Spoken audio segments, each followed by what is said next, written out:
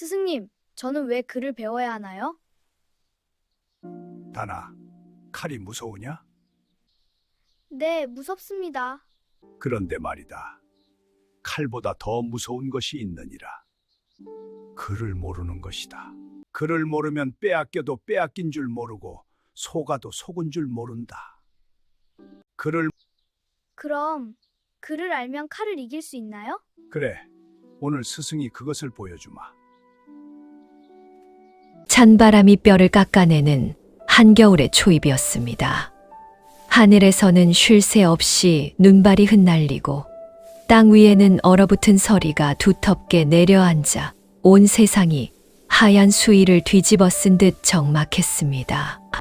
산등성이 너머로 해가 지면 고을은 금세 칠흑 같은 어둠에 잠겼고 들짐승의 울음소리마저 얼어붙는 밤이면 사람의 온기라곤 찾아볼 수 없는 세상이 되었습니다. 마을 어귀의 정자나무는 잎사귀 하나 남기지 못한 채 앙상한 가지만을 하늘로 뻗고 있었으며 논밭은 깊은 눈 아래 묻혀 봄이 올 것이라는 약속조차 잊어버린 듯 보였습니다. 그 척박한 고을의 맨 끝자락, 사람의 발길이 끊어진 외진 곳에 허물어져 가는 서당 한 채가 서 있었습니다.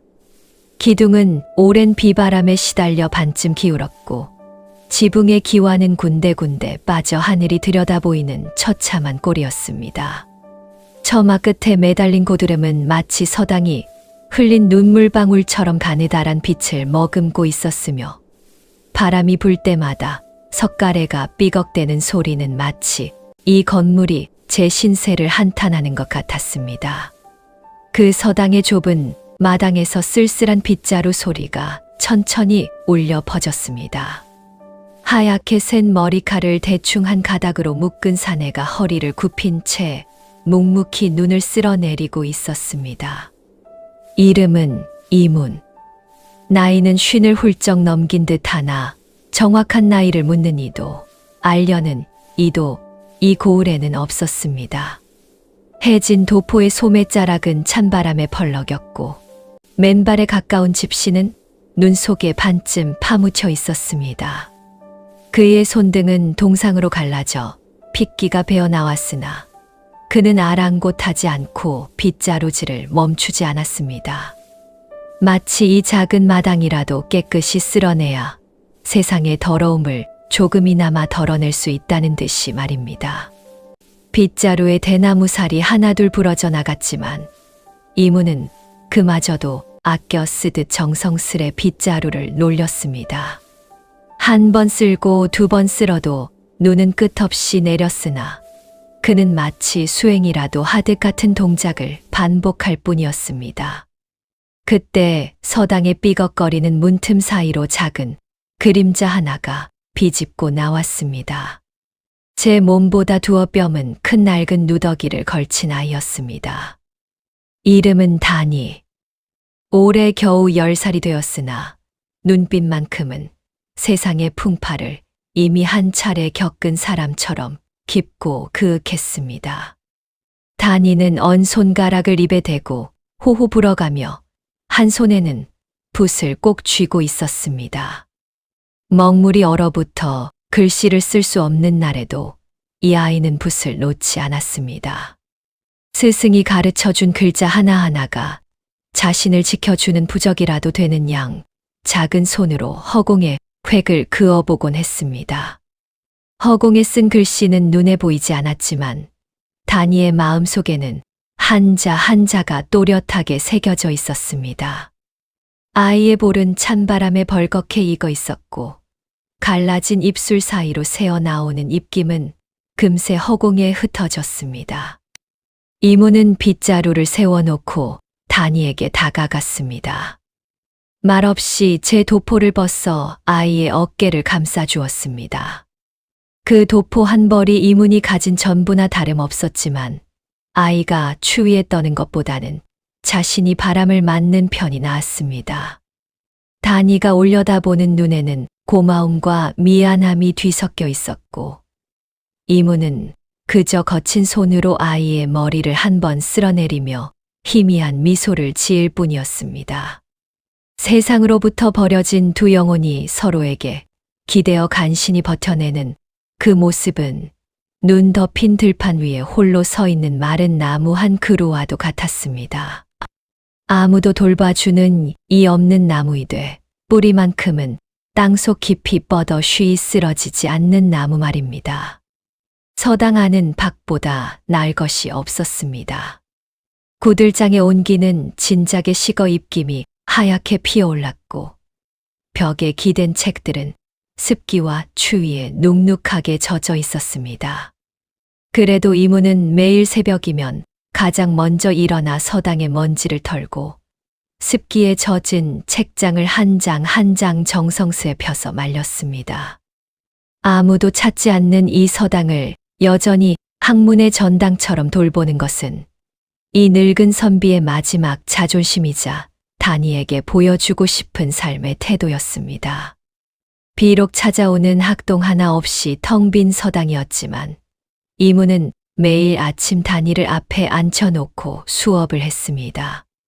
스승 한 명에 제자 한 명뿐인 그 서당이야말로 이 세상에서 가장 작지만 가장 진실한 배움터였습니다. 어둠이 깊게 내려앉은 마을의 풍경은 차갑기 그지없었습니다. 저 멀리 기와집들에서는 따뜻한 불빛이 새어나왔지만 서당의 창가에는 등불 하나, 결 기름조차 남아있지 않았습니다. 오직 시린 달빛만이 찢어진 창호지 사이로 스며들어 이들의 고단한 하루를 비추었습니다. 달빛 아래 이문은 다니에게 나직한 목소리로 천자문의 한 구절을 읊어주었습니다. 그 목소리는 잔잔한 시냇물 소리처럼 서당 안을 감싸 돌았고 찬 공기 속에서도 묘한 온기를 품고 있었습니다. 다니는 스승의 목소리에 기대어 스르르 잠이 들었고 이문은 잠든 아이의 앙담은 입술과 볼에 남은 먹물 자국을 바라보며 오래도록 앉아 있었습니다. 이 아이만큼은 지켜내야 한다는 다짐이 이문의 가슴 속에서 작은 불씨처럼 타올랐습니다. 세상이 아무리 이들을 외면하고 멸시한다 해도 이 아이에게만큼은 글이라는 등불을 밝혀주겠다는 것이 이문의 유일한 소망이었습니다. 그러나 그 불씨가 얼마나 연약한 것인지, 곧 닥쳐올 것엔 폭풍이 얼마나 잔인한 것인지 이문은 아직 알지 못했습니다. 눈보라는 점점 거세어졌고 서당의 지붕 위로 쌓이는 눈의 무게는 시시각각 무거워져만 갔습니다. 금방이라도 눈무덤에 파묻혀 버릴 듯 위태로운 그 서당 안에서 세상이 잊어버린 두 사람의 이야기가 이제 막 시작되려 하고 있었습니다. 이튿날 새벽 서당 안에는 아직 어둠이 걷히지 않았습니다.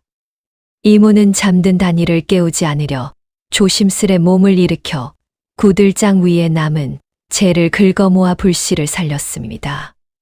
겨우 피워 올린 불씨는 한 줌의 온기를 내뿜었으나 서당의 냉기를 녹이기에는 턱없이 부족했습니다. 그래도 이모는 그 미약한 온기를 다니가 누워있는 쪽으로 부채질하여 보냈습니다. 아이의 잠든 얼굴 위로 희미한 불빛이 일렁이며 작은 그림자를 만들었고 이모는 그 모습을 한참이나 바라보다가 벽에 기대놓은 천자문 책을 조용히 펼쳤습니다. 날이 밝자 다니가 눈을 비비며 일어났습니다. 아이는 습관처럼 붓을 찾아 손에 쥐었고 이모는 언 먹물을 입김으로 녹여가며 벼루의 먹을 갈기 시작했습니다. 까만 먹물이 벼루 위에서 천천히 풀려나는 소리가 고요한 서당 안에 잔잔하게 울렸습니다. 다니는 스승 곁에 바짝 다가앉아 종이 위에 글자를 써 내려갔습니다. 그러나 언 손가락이 말을 듣지 않아 획은 비뚤어지고 점은 제자리를 벗어났습니다. 다니는 제 글씨를 내려다보며 입술을 꾹 깨물었습니다. 부끄러움과 답답함이 아이의 작은 얼굴 위로 번져갔습니다. 이모는 아무 말 없이 다니의 손 위에 제 투박한 손을 겹쳐 놓았습니다. 갈라지고 거칠어진 손이었지만 그 손에서 전해지는 온기는 어떤 아궁이의 불보다도 따뜻했습니다. 이모는 다니의 손을 잡은 채로 천천히 붓을 이끌어 한 획을 그었습니다. 비뚤어진 글씨 옆에 반듯한 글씨가 나란히 놓였습니다. 다니가 고개를 들어 스승을 올려다보았을 때 이문의 눈가에는 깊은 주름 사이로 잔잔한 미소가 걸려 있었습니다. 이문은 나직한 목소리로 입을 열었습니다. 다나, 글씨가 비뚤어진다고 부끄러워할 것 없다. 처음부터 반듯한 사람은 이 세상 어디에도 없는 법이니라. 다니는 고개를 끄덕였으나 여전히 풀이 죽은 표정이었습니다. 이문은 아이의 어깨를 다독이며 말을 이었습니다. 내가 글을 배우는 까닭이 무엇이냐고 물으면 세간에서는 을의 벼슬길에 오르기 위함이라 하고 제 이름을 세상에 드높이기 위함이라 하느니라. 허나 스승이 너에게 글을 가르치는 까닭은 그것이 아니다. 이문은 붓을 내려놓고 다니의 눈을 바라보았습니다. 그 눈빛은 고요했으나 그 안에는 오랜 세월의 풍파를 견뎌낸 자만이 품을 수 있는 깊은 확신이 서려 있었습니다. 이문은 천천히 한 글자 한 글자에 힘을 실어 말했습니다.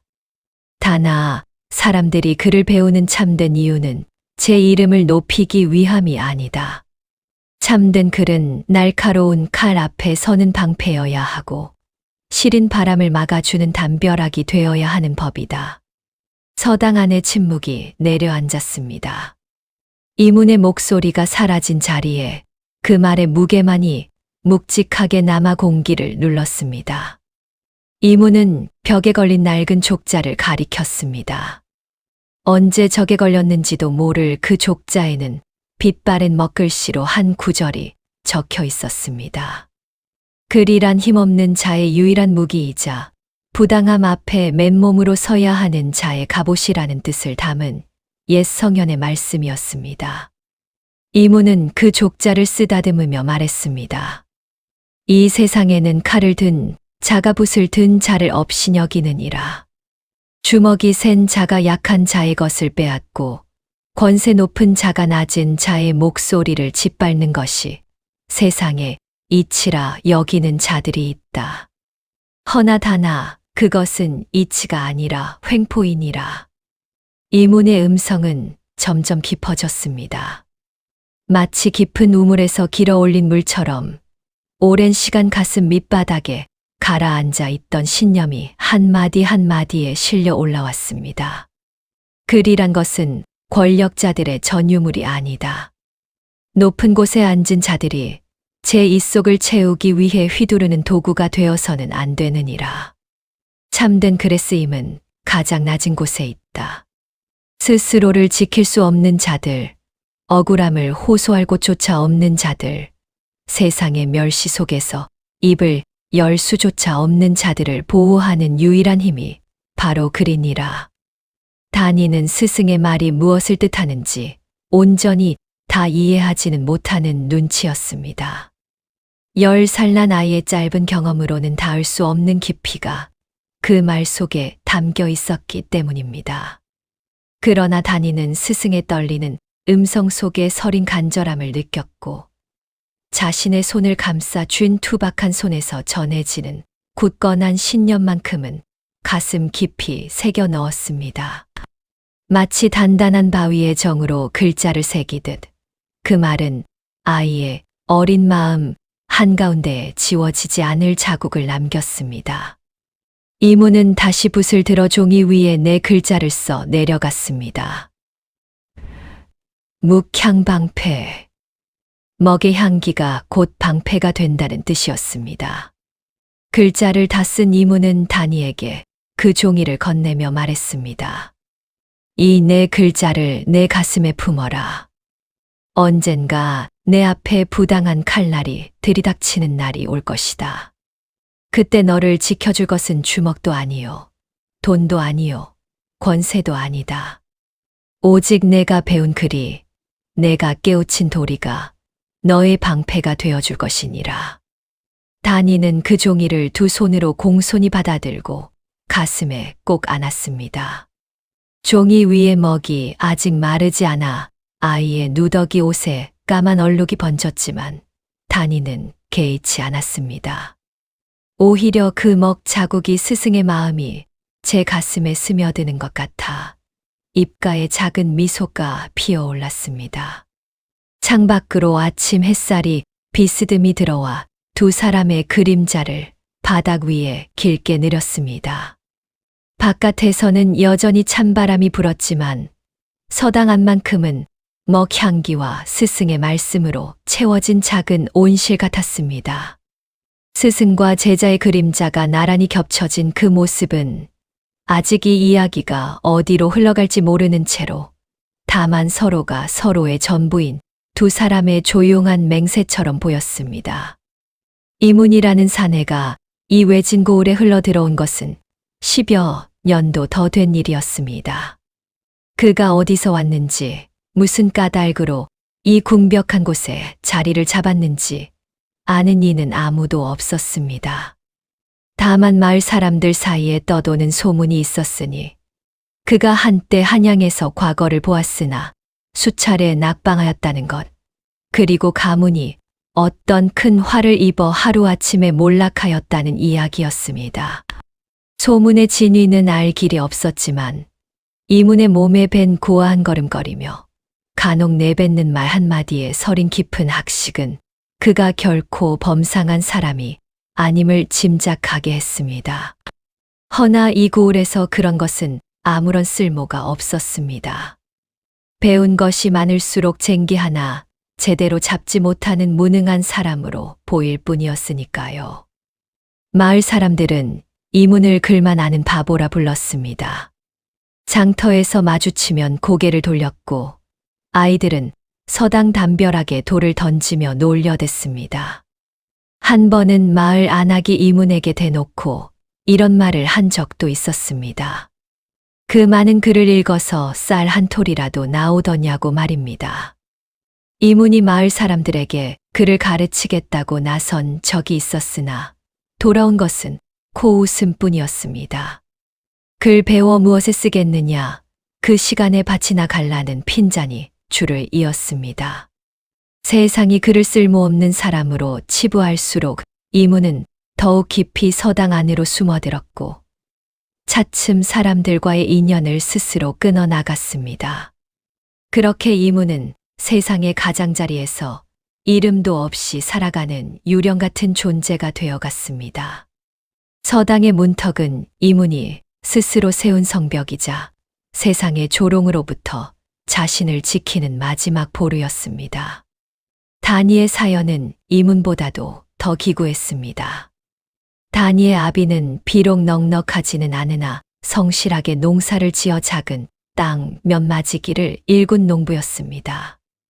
어미 또한 부지런하여 길쌈과 품팔이로 살림을 보태는 알뜰한 사람이었습니다. 다니가 8살이 되던 해봄 마을에 돌림병이 돌았습니다. 다니의 아비가 먼저 쓰러졌고 뒤이어 어미마저 자리에 눕더니 보름을 넘기지 못하고 두 분 모두 세상을 떠나고 말았습니다. 어린 다니는 부모의 상여가 마을을 떠나는 것을 멍하니 바라볼 수밖에 없었습니다.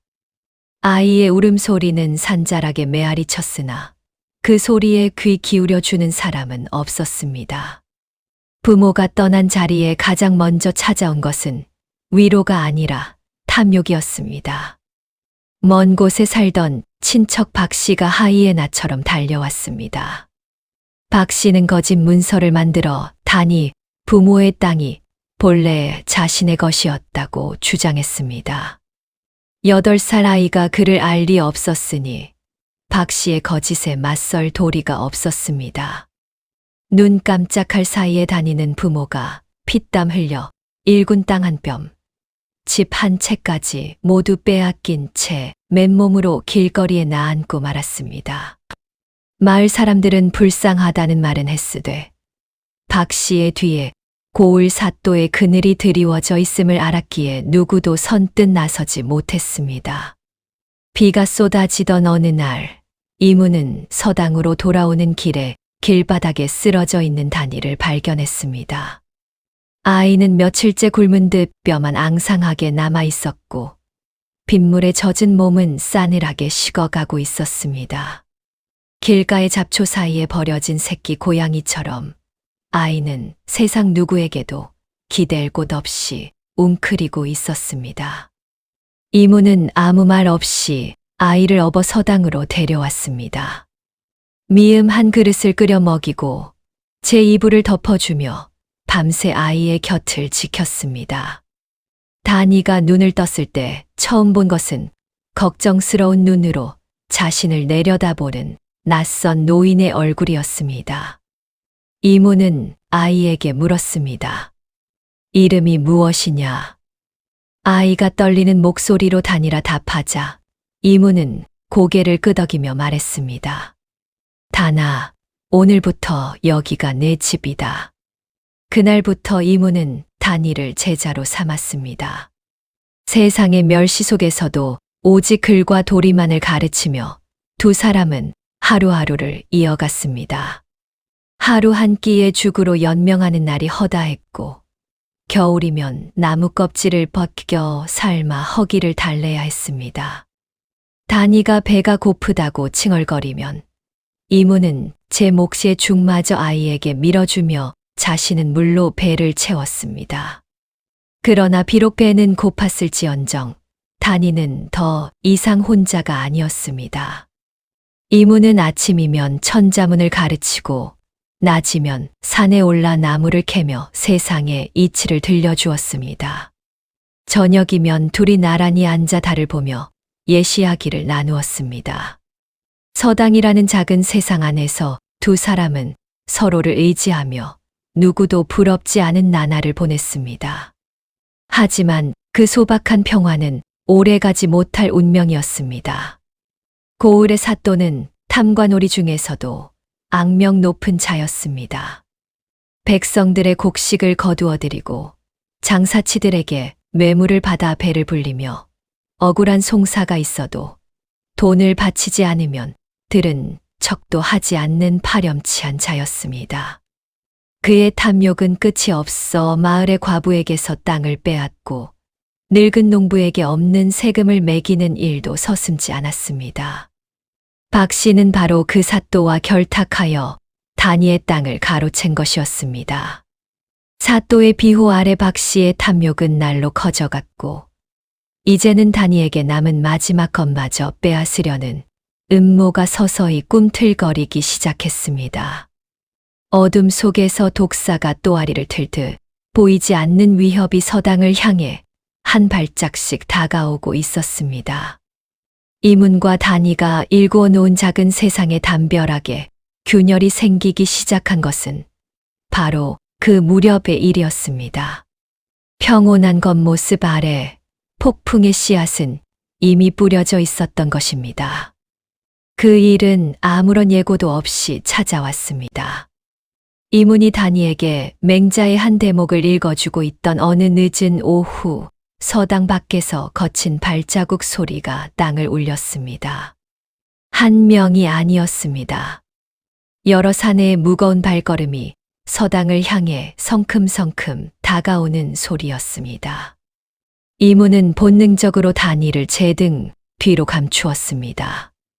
그 순간 서당의 낡은 문짝이 안으로 거칠게 부서지며 검은 그림자들이 들이닥쳤습니다. 나무 문짝은 경첩이 뜯겨 나가며 마루 위로 나뒹굴었고 차가운 바깥바람이 서당 안으로 한꺼번에 몰려들어 벽에 걸린 족자와 종이들을 사정없이 흩날렸습니다. 앞장선 자는 박 씨였습니다. 다니의 부모가 남긴 마지막 땅을 가로채려는 바로 그 탐욕스러운 친척이었습니다. 박 씨의 뒤에는 고을 사또가 보낸 수하 대여섬 명이 칼과 곤장을 손에 쥔 채 흉흉한 기세로 서 있었습니다. 그들의 눈빛에는 어떤 거리낌도 없었습니다. 힘없는 노인 하나와 어린아이 하나를 상대하는 일쯤은 팔이 잡는 것보다 쉽다는 오만함이 그들의 얼굴에 가득했습니다. 박 씨는 품 안에서 두루마리 하나를 꺼내더니 이문의 코앞에 들이밀었습니다. 거짓으로 꾸며낸 문서였습니다.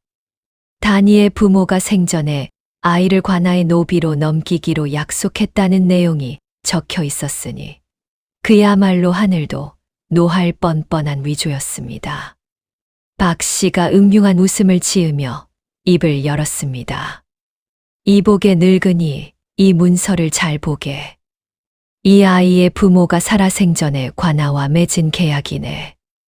이 아이는 본래 관아의 소유이니 당장 넘기지 않으면 자네까지 관아를 기망한 죄로 다스릴 것일세. 그 말투에는 흥정 따위는 필요 없다는 오만함이 가득했습니다. 마치 벌레를 밟듯 이 늙은 선비쯤은 말 한마디로 집 뭉갤 수 있다는 자신감이었습니다. 이문은 그 문서를 받아 들고 찬찬히 읽어 내려갔습니다. 먹의 농도가 일정치 않고 글씨체가 중간에 바뀌어 있으며 관인의 위치마저 어긋나 있는 것이 한눈에 보였습니다. 그를 아는 자의 눈에는 감출 수 없는 허점들이 곳곳에 드러나 있었습니다. 이문은 고개를 들어 박 씨를 똑바로 바라보았습니다.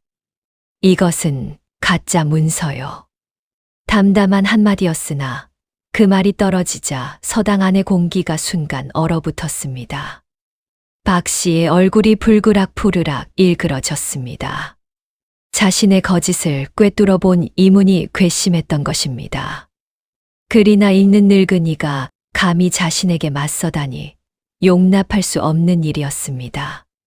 박 씨가 손짓을 하자 수아들이 우르르 서당 안으로 밀고 들어왔습니다. 그들은 벽에 기대놓은 이문의 책들을 닥치는 대로 집어 마당으로 내던지기 시작했습니다. 이문이 반평생에 걸쳐 모은 서책들이었습니다. 끼니를 굶어가며 장터에서 한 권, 두 권 사 모은 것도 있었고 길가에서 주워 밤새 말리고 부쳐 되살린 책도 있었습니다. 한 권 한 권이 이문의 피와 땀으로 지켜온 보물이었건만 무례배들의 손에 걸려 종이 쪼가리처럼 하늘로 흩뿌려졌습니다. 눈 덮인 마당 위로 떨어진 책들은 금세 눈물처럼 흰 눈에 파묻혔습니다. 이문은 마당으로 뛰어나가 책을 주워 안으려 했으나 한 사내가 이문의 멱살을 잡아 내동댕이 쳤습니다. 늙은 선비의 몸은 가볍게 나뒹굴어 차가운 땅바닥에 내팽개쳐졌습니다. 다니가 울음을 터뜨렸습니다. 아이는 이문의 옷소매를 두 손으로 꼭 붙잡은 채 온몸을 떨었습니다. 2해 전 부모를 잃었을 때와 같은 공포가 아이의 온몸을 짓눌렀습니다. 또다시 자신에게 소중한 사람을 빼앗기는 것은 아닌지, 또다시 혼자 버려지는 것은 아닌지, 그 두려움이 아이의 작은 심장을 쥐어짰습니다. 다니의 손에 쥐어져 있던 붓이 바닥에 떨어졌습니다. 스승에게 배운 글자로 세상을 지킬 수 있다고 믿었던 그 붓이 거친 사내들의 발길에 채여 마루 한쪽으로 나뒹굴었습니다. 다니는 스승의 등 뒤에 얼굴을 묻고 하염없이 울었습니다. 그 울음소리가 서당 마당에 처량하게 울려 퍼졌으나 무례배들은 눈 하나 깜짝하지 않았습니다. 박 씨가 한 발짝 다가서며 이문의 가슴팍 앞으로 칼날을 들이밀었습니다. 싸늘한 쇠붙이의 서슬이 이문의 도포 끝에 닿았습니다. 박 씨의 입에서 도끼 서린 말이 흘러나왔습니다. 이깟 종이 뭉치가 무슨 힘이 있느냐? 그리 밥을 주더냐? 그리 칼을 막아주더냐? 당장 아이를 내놓지 않으면 이 서당을 불태워 버리겠다. 그 말에 수하 한 명이 이미 횃불을 들고 서당의 기둥 곁에 서 있었습니다. 마른 나무로 된 서당은 불이 붙으면 순식간에 잿더미가 될 터였습니다. 횃불의 불꽃이 바람에 일렁이며 서당의 벽을 붉게 물들였고 그 불빛 아래 이문의 얼굴에는 깊은 그림자가 드리워졌습니다. 이문은 칼날 앞에서 미동도 하지 않았습니다. 뒤에서 다니가 제 옷을 움켜쥐는 작은 손의 떨림이 등줄기를 타고 전해졌습니다. 이문의 입술이 잠시 떨렸으나 그는 이를 악물고 다니를 감싸 안았습니다. 칼날이 아무리 날카로워도 이 아이만큼은 내줄 수 없었습니다. 그러나 무력한 것은 사실이었습니다. 칼과 횃불 앞에서 부탄자루는 아무런 힘이 되지 못했습니다. 마당에 흩어진 책들이 바람의 페이지를 펄럭이며 마치 날개 꺾인 새처럼 파덕거렸습니다. 글의 힘을 믿어온 이문의 삶이 뿌리째 흔들리는 순간이었습니다. 어둠이 서당을 삼키려 하고 있었고 이문의 앞에는 지금까지 한 번도 마주한 적 없는 절체절명의 갈림길이 놓여 있었습니다. 이대로 무릎을 꿇을 것인가 아니면 부러질지언정 꺾이지 않을 것인가. 그 물음이 이문의 머릿속을 가득 채웠습니다. 무례배들이 물러간 뒤 서당은 폐허나 다름없었습니다. 문짝은 부서져 찬바람이 거침없이 드나들었고 마당에는 눈과 뒤 섞인 책의 잔해가 처참하게 널려 있었습니다. 한쪽 구석에는 벼루가 깨진 채 나뒹굴었고 먹물이 흘러 눈 위에 검은 핏자국 같은 자국을 남기고 있었습니다. 이문은 부서진 문턱에 걸터 앉아 두 손으로 얼굴을 감싸 쥐었습니다. 어깨가 미세하게 떨리고 있었으나 울음소리는 나지 않았습니다. 울 수 없었습니다. 다니가 안쪽 방에서 스승의 기척을 살피고 있다는 것을 알고 있었기 때문입니다. 스승이 무너지면 아이에게 남은 것은 아무것도 없습니다. 이문은 이를 악물고 떨리는 어깨를 억눌렀습니다. 하지만 가슴 속에서는 걷잡을 수 없는 두려움이 파도처럼 밀려들고 있었습니다. 박 씨는 물러가면서 사흘의 말미를 주었습니다. 사흘 안에 단위를 넘기지 않으면 관아의 군사를 풀어 서당을 밀어버리겠다는 협박이었습니다. 사흘. 그것은 이문에게 주어진 시간인 동시에 목에 걸린 올가미가 조여오는 기한이기도 했습니다. 이문은 밤새 잠을 이루지 못하고 서당 마루에 앉아 생각에 잠겼습니다. 가진 것이라곤 부탄자루와 낡은 도포뿐인 자신이 과연 저 거대한 권력에 맞설 수 있을 것인가. 사또와 결탁한 박 씨의 뒤에는 관아의 칼과 곤장이 버티고 있습니다.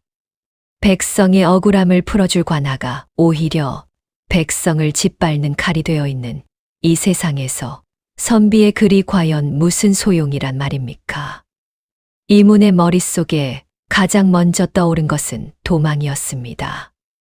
단이를 데리고 이 고을을 떠나 아무도 모르는 먼 곳으로 숨어버리는 것입니다. 지금까지 해온 것처럼 이름을 지우고 흔적을 감추고 세상의 변두리에서 조용히 살아가는 것입니다. 산 너머 강 건너 사람의 발길이 닿지 않는 깊은 골짜기에 움막 하나를 짓고 세상을 모르는 채 단이와 둘이서 살아간다면 얼마나 편하겠습니까? 그러나 이문은 곧 고개를 저었습니다. 도망친다 한들 박 씨의 손길이 닿지 않는 곳이 이 세상에 어디 있겠습니까? 사또의 공문 한 장이면 인근 고을까지 수배가 돌 것이고 도망자의 신세가 되면 단이의 앞날은 더욱 캄캄해질 뿐입니다. 그리고 무엇보다 도망치는 순간 단이에게 가르쳐온 모든 것이 거짓이 됩니다. 글은 방패라고 부당한 것 앞에서 당당히 맞서라고 가르쳐 놓고 정작 스승이 꼬리를 말고 도망친다면 그 가르침은 빈 껍데기에 불과한 것이 되고 맙니다. 이문은 자리에서 일어나 벽장 깊숙한 곳을 더듬었습니다. 손끝에 차가운 것이 닿았습니다. 낡은 천으로 겹겹이 싸놓은 작은 옥패였습니다. 이문은 그것을 떨리는 손으로 꺼내 들었습니다. 옥패의 표면에는 세월의 먼지가 두텁게 앉아 있었으나 그 위에 새겨진 글자만큼은 여전히 또렷했습니다. 그것은 이문의 진짜 신분을 증명하는 유일한 물건이었습니다. 한때 한양의 성균관에서 수학하며 조정의 관리들과 어깨를 나란히 했던 시절. 그의 이름, 성, 자가 아직 세상에 남아있던 시절의 증거였습니다. 이모는 옥패를 손바닥 위에 올려놓고 오래도록 바라보았습니다.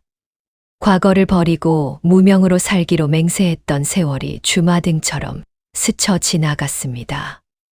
권력의 다툼 속에서 벗들이 하나둘 쓰러져 가던 날들, 자신의 상소가 묵살되고 오히려 화가 되어 돌아오던 날들, 그리고 끝내 모든 것을 잃고 이 궁벽한 고을로 도망쳐 오던 그 처참한 밤이 떠올랐습니다.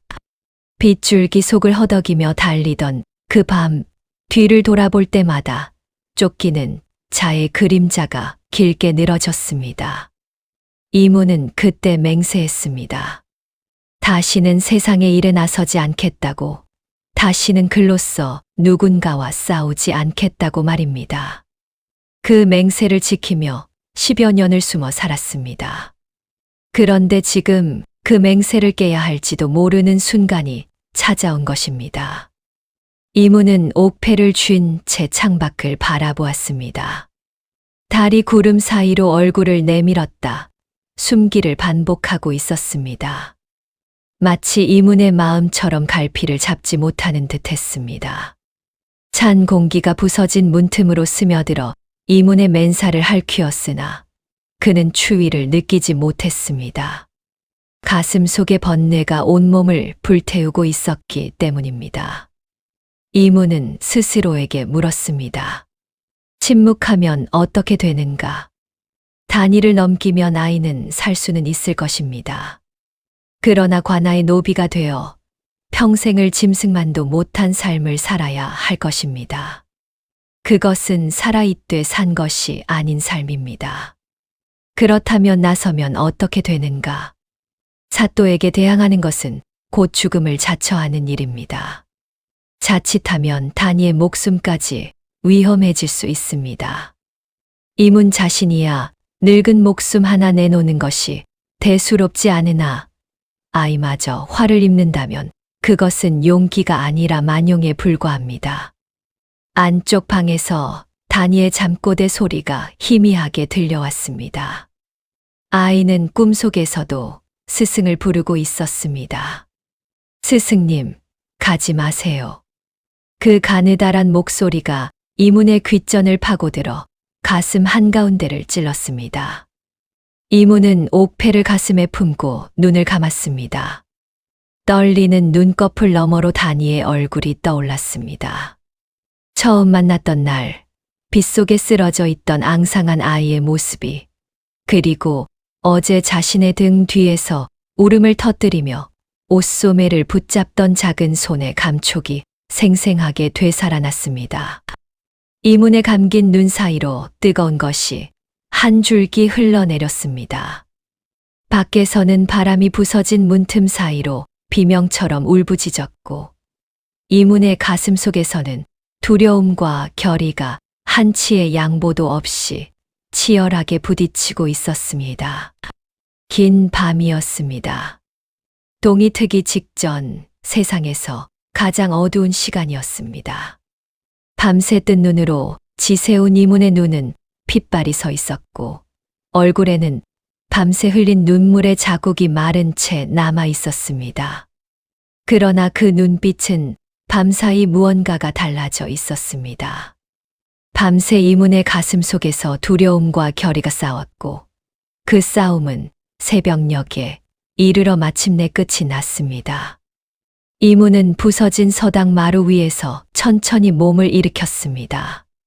뼈마디가 삐걱거리고 온몸이 쑤셨으나 그의 두 발은 단단히 땅을 딛고 섰습니다. 바깥의 어둠이 아직 거치지 않은 서당 안에서 이문은 벽장에 넣어두었던 옥패를 품 안에 깊이 넣고 갓끈을 고쳐 맸습니다. 헤어진 갓끈이었으나 그것을 매는 이문의 손놀림에는 망설임이 없었습니다. 이문은 안쪽 방으로 발걸음을 옮겼습니다. 단이는 웅크린 채 잠들어 있었습니다. 아이의 눈두덩은 어젯밤 울음으로 벌겋게 부어 있었고 잠든 와중에도 미간에는 불안의 주름이 잡혀 있었습니다. 이모는 아이의 곁에 조용히 앉아 이마 위로 흘러내린 머리카락을 쓸어 넘겨 주었습니다. 그 손길에 다니가 천천히 눈을 떴습니다.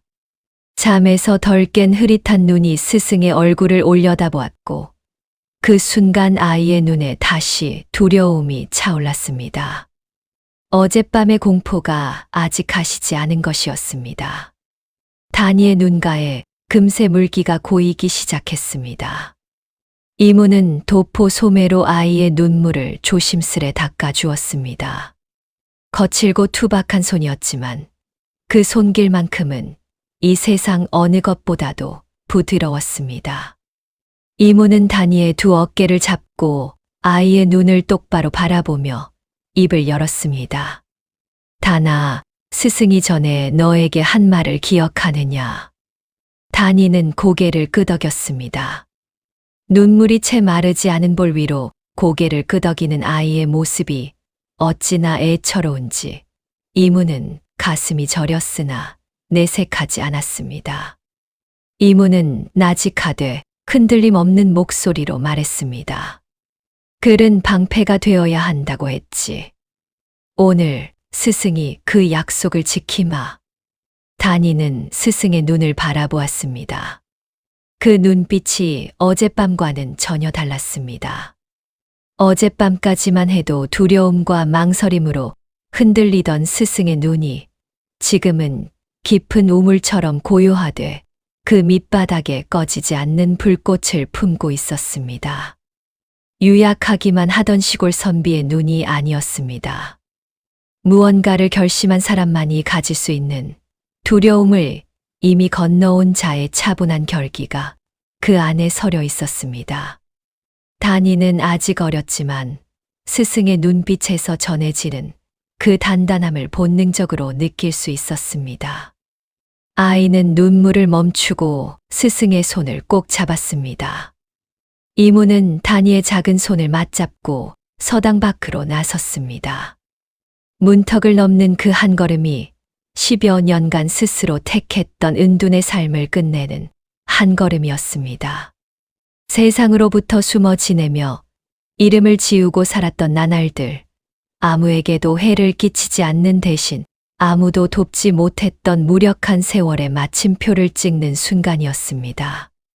이모는 문을 넘기 전 한 번만 뒤를 돌아보았습니다.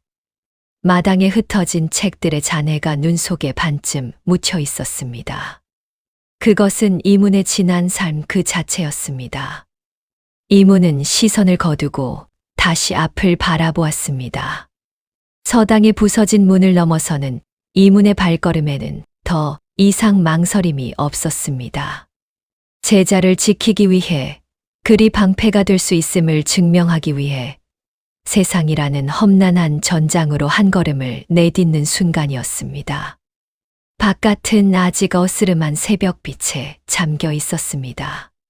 찬 공기가 두 사람의 볼을 핥히었으나 이모는 뒤돌아보지 않았습니다. 서당 앞 좁은 길을 따라 마을로 향하는 이문의 발자국이 눈 위에 선명하게 찍혔고 그 뒤로 다니의 작은 발자국이 나란히 따라 붙었습니다. 마을 어귀에 이르렀을 때 이른 새벽부터 물을 길러 나온 안악 몇이 이문을 보고 수군대기 시작했습니다. 소문은 이미 마을 전체에 퍼져 있었습니다. 박 씨가 서당에 쳐들어간 일도 사또가 다니를 노비로 삼으려 한다는 것도 모르는 사람이 없었습니다. 안악들은 고개를 절레절레 흔들며 나지기 말했습니다. 저 늙은이가 제 한 몸도 건사 못하면서 어딜 가려는 겐가. 죽으러 가는 길이지. 마을 사람들의 시선이 따가웠습니다. 어떤 이는 불쌍하다는 눈으로, 어떤 이는 어리석다는 눈으로 이문을 바라보았습니다. 그러나 누구도 함께 나서겠다고 하지 않았습니다. 사또의 위세가 두려웠기 때문입니다. 이문은 그 시선들을 고스란히 받으며 묵묵히 걸었습니다. 다니가 불안한 눈으로 주위를 살피며 스승의 손을 더욱 세게 쥐었습니다. 이문은 다니의 손을 꼭 잡아주며 앞만 보고 걸었습니다. 한 발짝 한 발짝 관아를 향해 나아가는 그 걸음은 느리되 멈추지 않았습니다. 그때 산등성이 너머로 동이 텄습니다. 어둠을 가르며 솟아오르는 아침 해가 두 사람의 등 뒤로 강렬한 빛을 쏟아부었습니다. 이문의 해진 도포 위로, 다니의 작은 어깨 위로 따스한 햇살이 금빛 갑옷처럼 내려앉았습니다. 마을 사람들은 눈을 가리며 그 빛 속에 서 있는 두 사람의 뒷모습을 바라보았습니다. 초라한 행색이었으나 이상하게도 그 순간만큼은 두 사람의 모습이 왜소해 보이지 않았습니다. 아침 햇살을 등에 지고 걸어가는 노인과 아이의 그림자가 길 위로 길게 늘어졌고 그 그림자는 마치 거인의 것처럼 크고 당당했습니다. 이문은 다니의 손을 잡은 채 한 번도 뒤를 돌아보지 않았습니다. 이미 돌아갈 곳은 없었습니다. 아니, 돌아가지 않기로 한 것이었습니다. 앞으로만 갈 뿐이었습니다. 관아로 향하는 길은 멀고도 험했습니다. 고을에 관하는 마을에서 반나절을 걸어야 닿을 수 있는 곳에 있었습니다. 산길을 타고 고개를 하나 넘어야 했고 그 길은 한겨울에 눈에 덮여 발목까지 빠지는 험로였습니다. 이문은 다니의 손을 놓지 않은 채 묵묵히 앞서 걸으며 아이가 빠지지 않도록 길을 다져 주었습니다. 다니는 스승의 발자국 위에 제 발을 포개어 디디며 한 걸음 한 걸음을 따라갔습니다. 두 사람 사이에 말은 없었으나 손을 맞잡은 그 온기만으로도 충분한 대화가 되고 있었습니다. 산 중턱에 이르렀을 때 다니의 다리가 풀리기 시작했습니다. 어린아이의 체력으로 이 험한 눈길을 감당하기에는 무리였습니다. 이문은 아무 말 없이 허리를 굽혀 다니를 등에 업었습니다.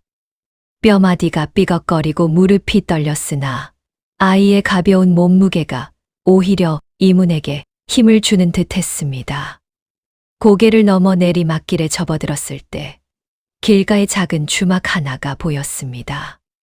허름한 초가지붕에 바람에 너덜거리는 주막 깃발이 걸려 있었습니다. 이문은 다니를 내려놓고 주막 안으로 들어갔습니다.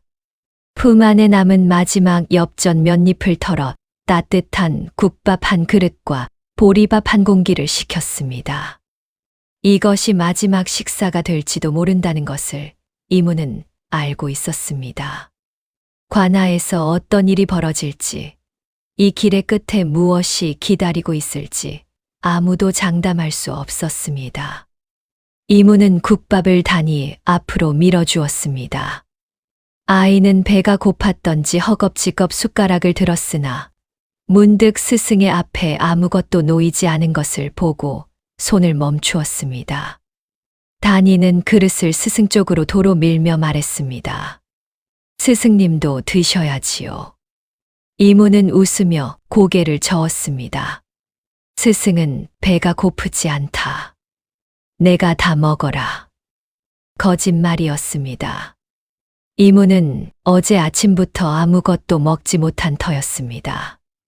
다니는 스승의 거짓말을 알아챘는지 끝내 반 그릇만 먹고 나머지를 스승 앞에 놓았습니다. 두 사람은 한 그릇의 국밥을 나누어 먹었습니다. 세상에서 가장 초라한 식탁이었으나 어떤 산해진 미보다도 따뜻한 한 끼였습니다. 주막 구석에 쪼그리고 앉은 두 사람을 주모가 물끄러미 바라보더니 아무 말 없이 보리밥 한 공기를 더 갖다 놓았습니다. 이문이 고개를 들자 주모는 손을 내저으며 돌아섰습니다. 세상이 모두 차가운 것만은 아니었습니다. 이문은 주모의 등을 향해 깊이 목례를 했습니다. 국밥의 온기가 몸을 녹여주자 이문의 입에서 오래도록 묻어두었던 이야기가 천천히 흘러나오기 시작했습니다. 이문은 다니에게 그동안 한 번도 들려준 적 없는 자신의 과거를 말하기 시작했습니다. 다나 스승이 처음부터 이 궁벽한 곳에서 살았던 것은 아니란다. 이문의 목소리는 낮고 잔잔했으나 그 안에는 오랜 세월 동안 사겨온 회한이 깊게 배어 있었습니다. 이문은 한때 한양에서 이름을 날리던 선비였습니다. 성균관에서 수학하며 장래가 촉망되던 젊은 유생이었고 그의 글은 스승들로부터 칭찬이 자자했습니다. 그러나 젊은 이문은 학문보다 권력에 눈이 멀었습니다.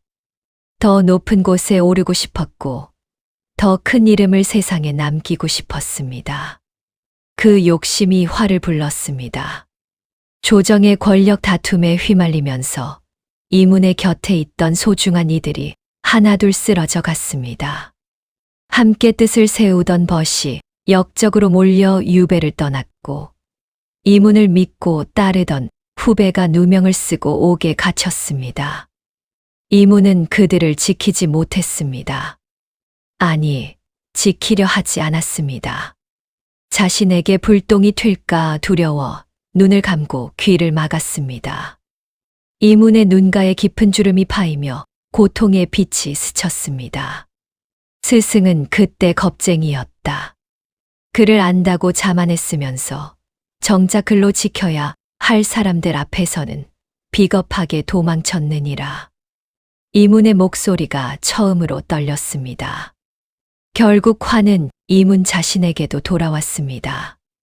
가문이 몰락하고 모든 것을 잃은 이문은 한양을 떠나 이 외진 고을로 흘러들어와 이름을 버리고 살기 시작한 것이었습니다. 단이는 한마디도 하지 않고 스승의 이야기를 들었습니다. 아이는 스승이 왜 그토록 세상을 피해 살았는지, 왜 사람들의 조롱 속에서도 침묵만을 지켰는지 비로소 이해하게 되었습니다. 스승이 짊어진 무게가 얼마나 무거운 것이었는지를 깨달은 순간 단이의 눈에서 눈물이 다시 흘러내렸습니다. 그러나 이번 눈물은 두려움의 눈물이 아니었습니다. 스승의 아픔을 어루만지고 싶은 마음에서 흘러나온 것이었습니다. 단이는 아무 말 없이 스승의 거칠고 갈라진 손을 두 손으로 꼭 잡았습니다. 작은 손이었으나 그 안에 담긴 따뜻함은 이문의 가슴 깊은 곳까지 스며들었습니다. 이문은 단이의 손을 바라보며 희미하게 웃었습니다. 그리고 말했습니다. 그래서 스승이 너를 만난 것이 하늘의 뜻이라 여기는 것이다. 스승은 이미 한 번 도망친 사람이다. 그러나 이번만큼은 도망치지 않을 것이다. 너를 위해서라면 스승은 이 늙은 목숨이 다하는 한이 있어도 끝까지 싸울 것이니라. 두 사람 사이에 스승과 제자를 넘어선 핏줄보다 진한 유대감이 고요히 흘렀습니다.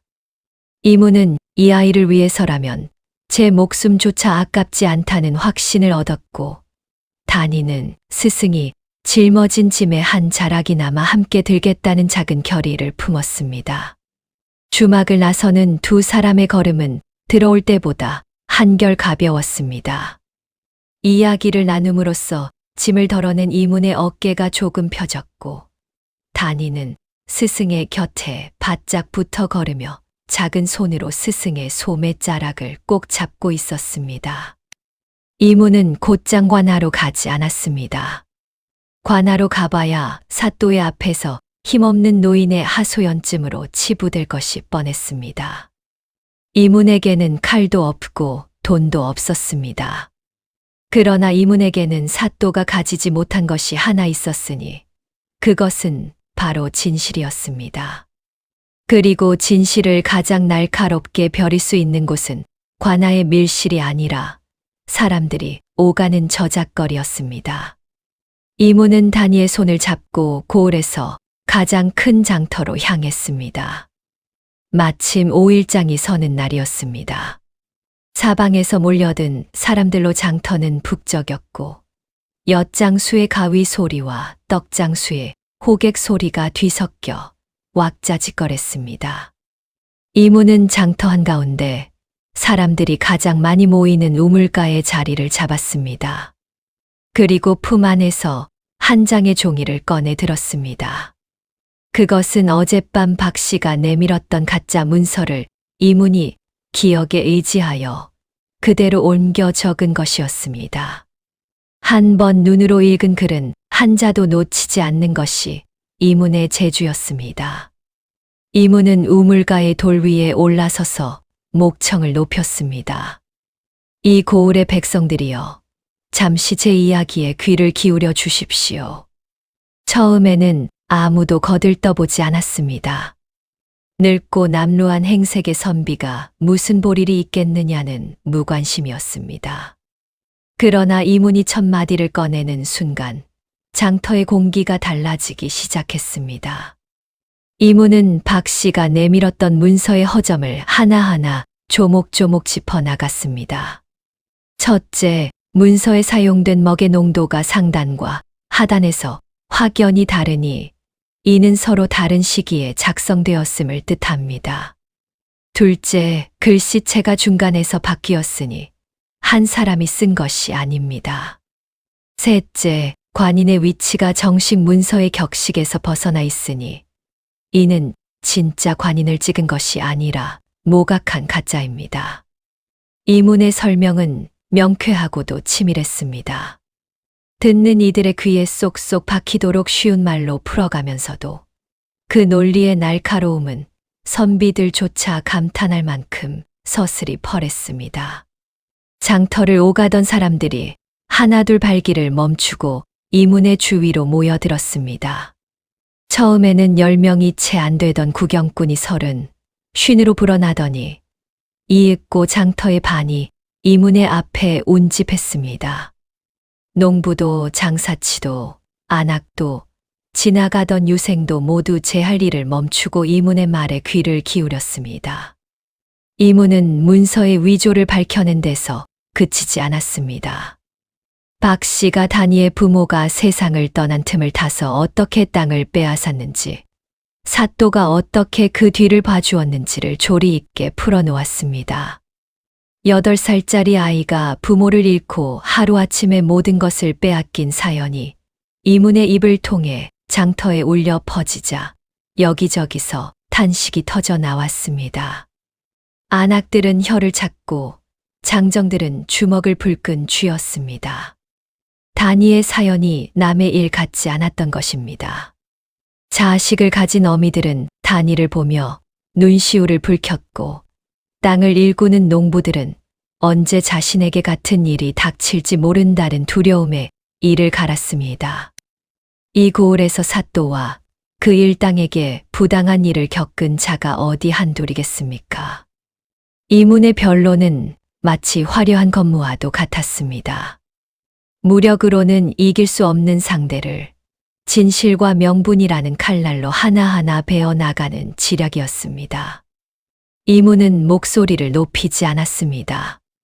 오히려 차분하고 낮은 음성으로 사실만을 나열했습니다. 그것이 더 무서운 것이었습니다. 흥분하여 소리를 지르는 것보다 차가운 눈으로 조목조목 사실을 밝히는 것이 듣는 이의 가슴을 더 깊이 파고들었습니다. 장터에서 물건을 팔러 나온 유생 몇이 이문의 논리에 고개를 끄덕이며 맞장구를 치기 시작했고 그 동조의 물결은 점점 번져나갔습니다. 그때 소식을 들은 박 씨의 수하 서너시 장터로 달려왔습니다. 그들은 이문의 앞을 가로막으며 위협적으로 칼자루에 손을 얹었습니다.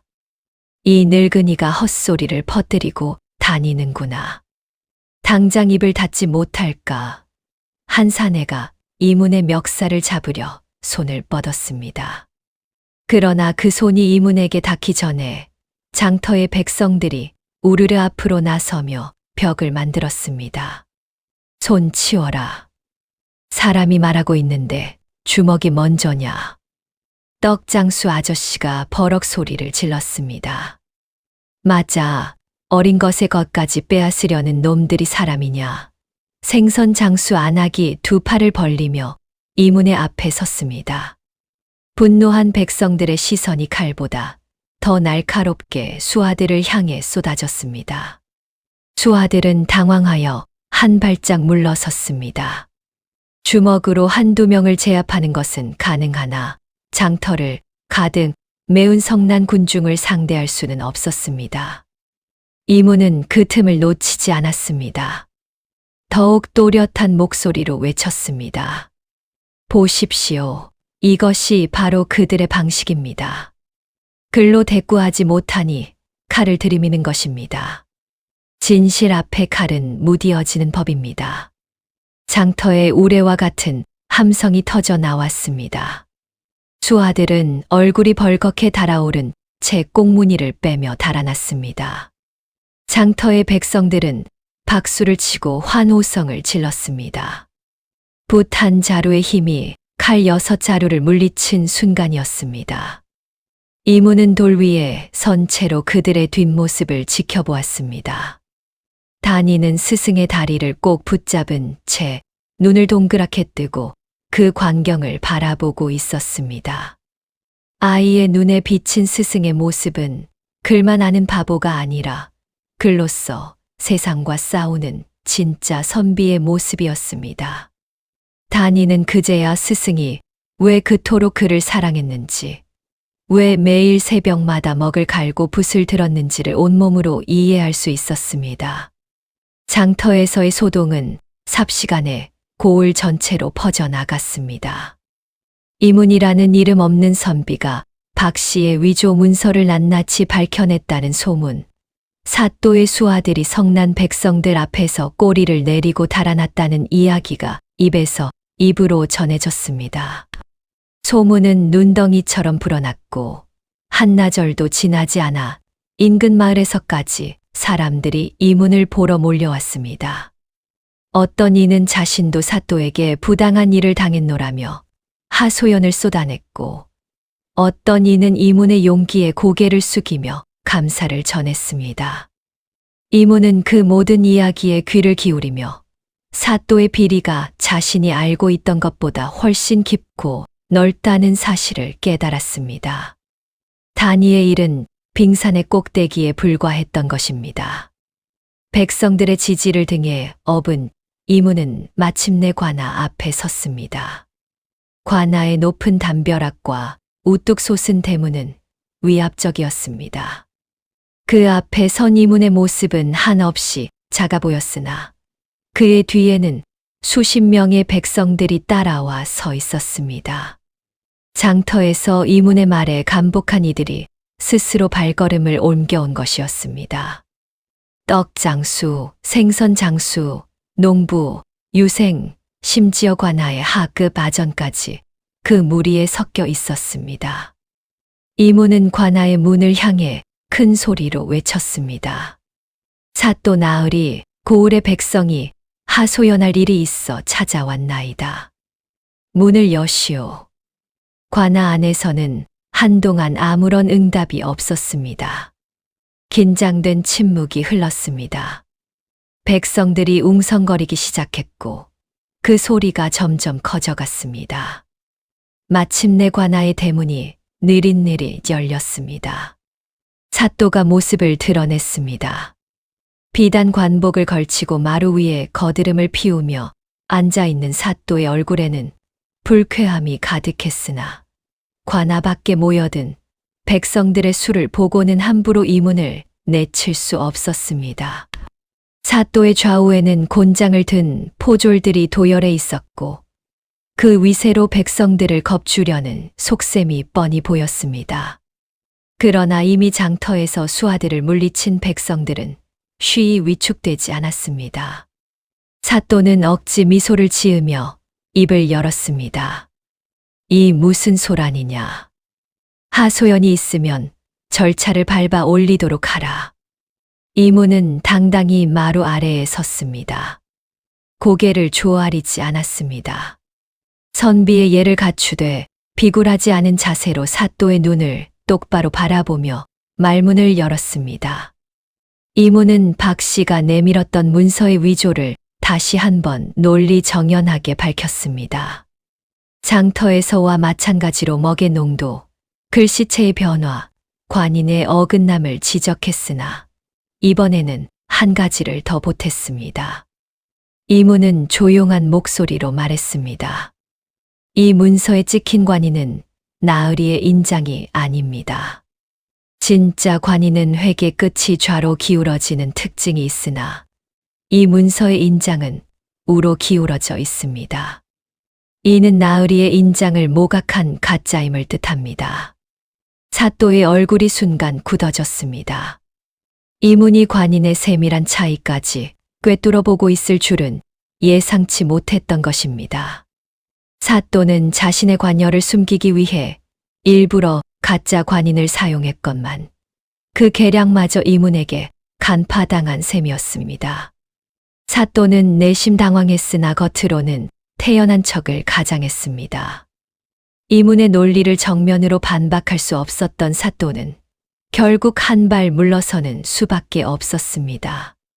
사또는 기침을 한 번 하고 나서 엄숙한 목소리로 선언했습니다.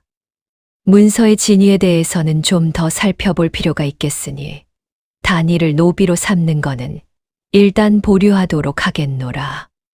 관아 밖에서 지켜보던 백성들 사이에서 환호성이 터져 나왔습니다. 일시적이나마 승리였습니다. 단이가 당장 끌려가는 것만은 막아낸 것이었습니다. 단이는 스승의 손을 꼭 잡은 채 기쁨의 눈물을 흘렸습니다. 아이의 볼 위로 뜨거운 눈물이 줄줄 흘러내렸으나 그것은 며칠 전과는 전혀 다른 종류의 눈물이었습니다. 백성들은 이문의 용기에 박수를 보냈습니다. 저 선비 대단하구만. 글이 저리 쓰이는 것이었구나. 우리 고을에도 저런 사람이 있었단 말이요. 여기저기서 감탄의 소리가 쏟아졌습니다. 오랫동안 사또의 횡포에 눌려 살던 백성들에게 이문의 모습은 한 줄기 빛과도 같았습니다. 이문은 백성들에게 고개를 숙여 감사를 표하면서도 얼굴에는 기쁨 대신 무거운 빛이 서려 있었습니다. 이문은 알고 있었습니다. 사또가 물러선 것은 이문의 논리에 굴복한 것이 아니라 백성들이 지켜보는 앞에서 체면을 구긴 것에 대한 임시 방편에 불과하다는 것을 말입니다. 뱀 같은 사또가 이대로 순순히 물러설 리 없었습니다. 관아의 문이 닫히는 순간 이문은 사또의 눈빛을 보았습니다. 겉으로는 물러서는 척했으나 그 두 눈 속에는 더 잔인하고 교활한 음모가 또아리를 틀고 있었습니다. 오늘의 굴욕을 반드시 되갚겠다는 도끼가 사또의 가늘게 좁혀진 눈 사이로 번뜩였습니다. 이문은 등 뒤에서 그 시선을 느끼며 관할을 나섰습니다. 겉보기엔 승리한 듯 보였으나 진짜 싸움은 아직 시작도 되지 않았음을 이문은 직감하고 있었습니다. 폭풍 전야의 고요함이 서당을 감싸기 시작했습니다. 하늘에는 먹구름이 서서히 밀려오고 있었고 바람의 방향이 달라지고 있었습니다. 오늘의 작은 승리가 내일의 더 큰 재앙을 부를 수도 있다는 불길한 예감이 이문의 가슴 한쪽을 서늘하게 짓눌렀습니다. 단이는 스승의 굳어진 표정을 올려다보며 작은 목소리로 물었습니다. 스승님, 우리가 이긴 거지요? 이문은 아이의 머리를 쓸어내리며 대답 대신 희미한 미소를 지었습니다. 그 미소 뒤에 숨겨진 깊은 근심을 단이는 아직 읽지 못했습니다. 그날 밤이었습니다. 관아에서 돌아온 이문과 단이는 부서진 서당에서 간신히 잠자리를 마련하고 눈을 붙이려 했습니다. 낮의 승리가 가져다 준 안도감이 아직 채 가시지 않은 시각이었습니다. 단이는 오랜만에 스승의 품에 안겨 편안한 잠에 빠져들었고 이문도 며칠 만에 처음으로 눈꺼풀이 무겁게 내려앉았습니다. 그러나 그 평온은 한밤중의 어둠 속에서 잔인하게 깨져 버렸습니다. 인기척 하나 없던 서당 밖에서 갑자기 횃불이 일제히 켜졌습니다. 수십 개의 불빛이 서당을 에워싸며 밤을 대낮처럼 밝혔습니다. 군사들의 갑옷이 부딪히는 쇠소리가 어둠을 갈랐고 말발굽이 얼어붙은 땅을 울리는 진동이 서당의 바닥까지 전해졌습니다. 영모를 꾀한 죄인 이문을 즉각 체포하라. 사또의 명을 받은 포졸 두령의 고함이 밤하늘을 찢었습니다. 이문의 눈이 번쩍 떠졌습니다. 영모라니. 예상했던 반격이었으나 그 방법이 이토록 악랄할 줄은 미처 생각지 못했습니다. 사또는 이문의 과거를 뒤져낸 것이었습니다. 이문이 한양에 있던 시절 조정의 비리를 비판하며 썼던 글들을 어디서 구해냈는지 증거로 삼아 이문을 대역죄인으로 몰아세운 것입니다. 과거를 지우고 이름을 버린 채 10여 년을 숨어 살았건만 사또의 집요한 추적 앞에서 그 세월은 아무런 방패가 되어주지 못했습니다. 이문이 가장 두려워했던 일이 현실이 되어 눈앞에 닥친 것이었습니다. 군사들이 서당 안으로 거칠게 밀고 들어왔습니다. 잠에서 깬 다니가 비명을 질렀습니다.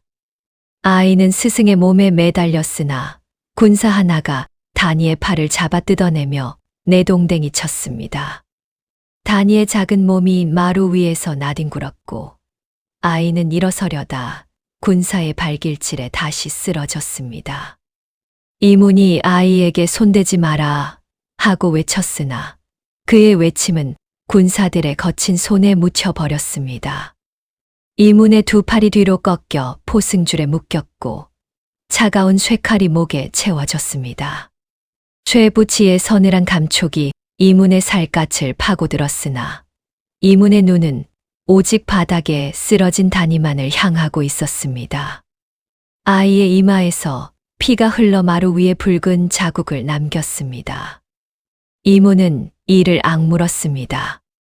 분노와 자책이 뒤엉킨 채 온몸을 불태웠으나 포승줄에 묶인 몸으로는 손가락 하나 움직일 수 없었습니다. 서당은 군사들에 의해 처참하게 부서졌습니다. 낮에 백성들이 도와 임시로 막아두었던 문짝이 다시 산산조각났고 이문이 정성스레 말려두었던 책들은 또다시 마당으로 내던져졌습니다. 이번에는 거기서 그치지 않았습니다. 군사 하나가 횃불을 책 더미에 가져다 대었고 마른 종이들은 순식간에 불길에 휩싸였습니다. 이문이 반평생에 걸쳐 모으고 지켜온 서책들이 활활 타올랐습니다. 글자가 적힌 종이들이 불꽃 속에서 일그러지며 재로 변해갔습니다. 이문은 포승줄에 묶인 채 그 광경을 바라볼 수밖에 없었습니다. 그리 방패라고 했던 그 글자들이 눈앞에서 한 줌의 재가 되어 밤하늘로 흩어져 가는 것을 말입니다. 불꽃에 비친 이문의 얼굴 위로 뜨거운 것이 흘러내렸습니다. 눈물인지 불빛의 반사인지 알 수 없었으나 그의 입술은 바들바들 떨리고 있었습니다. 이문이 끌려나가는 서당 마당에서 다니가 온 힘을 다해 스승에게 달려갔습니다. 이마에서 흘러내리는 피도 아랑곳하지 않고 아이는 이문의 다리를 붙잡고 놓지 않았습니다. 스승님, 스승님을 데려가지 마세요. 제발. 다니의 절규가 밤하늘을 울렸습니다. 그 목소리에는 부모를 잃었을 때조차 내지 못했던 처절함이 담겨 있었습니다. 군사가 아이를 떼어내려 했으나 다니는 이를 악물고 스승의 옷자락을 놓지 않았습니다. 10살 아이의 힘이 어디서 나오는 것인지 장정 하나가 떼어내지 못할 만큼 다니는 필사적이었습니다. 결국 군사 하나가 다니를 거칠게 들어올려 눈바닥 위에 내팽개쳤습니다. 아이의 작은 몸이 차가운 눈 위에 나뒹굴었고 그 충격에 다니의 품에서 무언가가 떨어져 나왔습니다. 이문이 써주었던 묵향방패에 네 글자가 적힌 종이었습니다. 구겨지고 얼룩진 그 종이가 눈 위에 떨어지는 것을 이문은 끌려가면서도 고개를 돌려 바라보았습니다. 그 네 글자가 눈발 속에 파묻혀가는 모습이 이문에게는 자신의 모든 가르침이 무너져 내리는 것처럼 느껴졌습니다. 이모는 관아의 지하 감옥으로 끌려갔습니다. 축축하고 음습한 돌바닥, 한 줌의 빛도 들어오지 않는 칠흑 같은 어둠이 이문을 삼켰습니다. 쥐들이 구석에서 바스락거렸고 벽에서는 차가운 물방울이 떨어져 고인 물웅덩이를 만들고 있었습니다. 감옥의 공기는 곰팡이와 썩은 지폐 냄새로 가득했습니다. 무거운 철문이 쿵 하고 닫히는 소리가 울렸고 그 소리와 함께 이문을 세상과 연결하던 마지막 끈이 끊어져 버렸습니다. 사또는 감옥 앞에서 비열하게 웃으며 말했습니다. 그리 방패가 된다고 했던가. 어디 이 감옥 안에서 내 붓이 너를 구해주는지 두고 보자꾸나. 그 말에 이어 사또는 덧붙였습니다. 그리고 저 어린 것은 약속대로 박 씨에게 넘기도록 하마. 내가 아끼던 제자가 노비가 되는 꼴을 이 어둠 속에서 상상이나 하고 있거라. 철문 너머로 사또의 웃음소리가 멀어져 갔고 이문은 어둠 속에 홀로 남겨졌습니다. 이제 이문은 단위를 지키기는커녕 자신의 목숨조차 보장할 수 없는 처지가 되었습니다. 서당 밖 어딘가에서 단위가 울부짖는 소리가 바람결에 희미하게 실려왔습니다. 이문은 감옥의 차가운 벽에 이마를 기대고 그 소리에 귀를 기울였습니다. 그 울음소리가 이문의 가슴을 갈기갈기 찢어 놓았습니다. 감옥에 갇힌 첫날부터 고문이 시작되었습니다. 사또는 이문에게서 영모의 자백을 받아내라고 명령했습니다.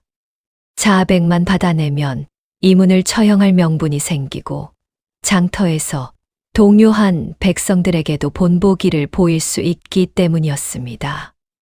포졸들은 이문을 감옥 안의 나무틀에 묶어놓고 곤장을 내리치기 시작했습니다.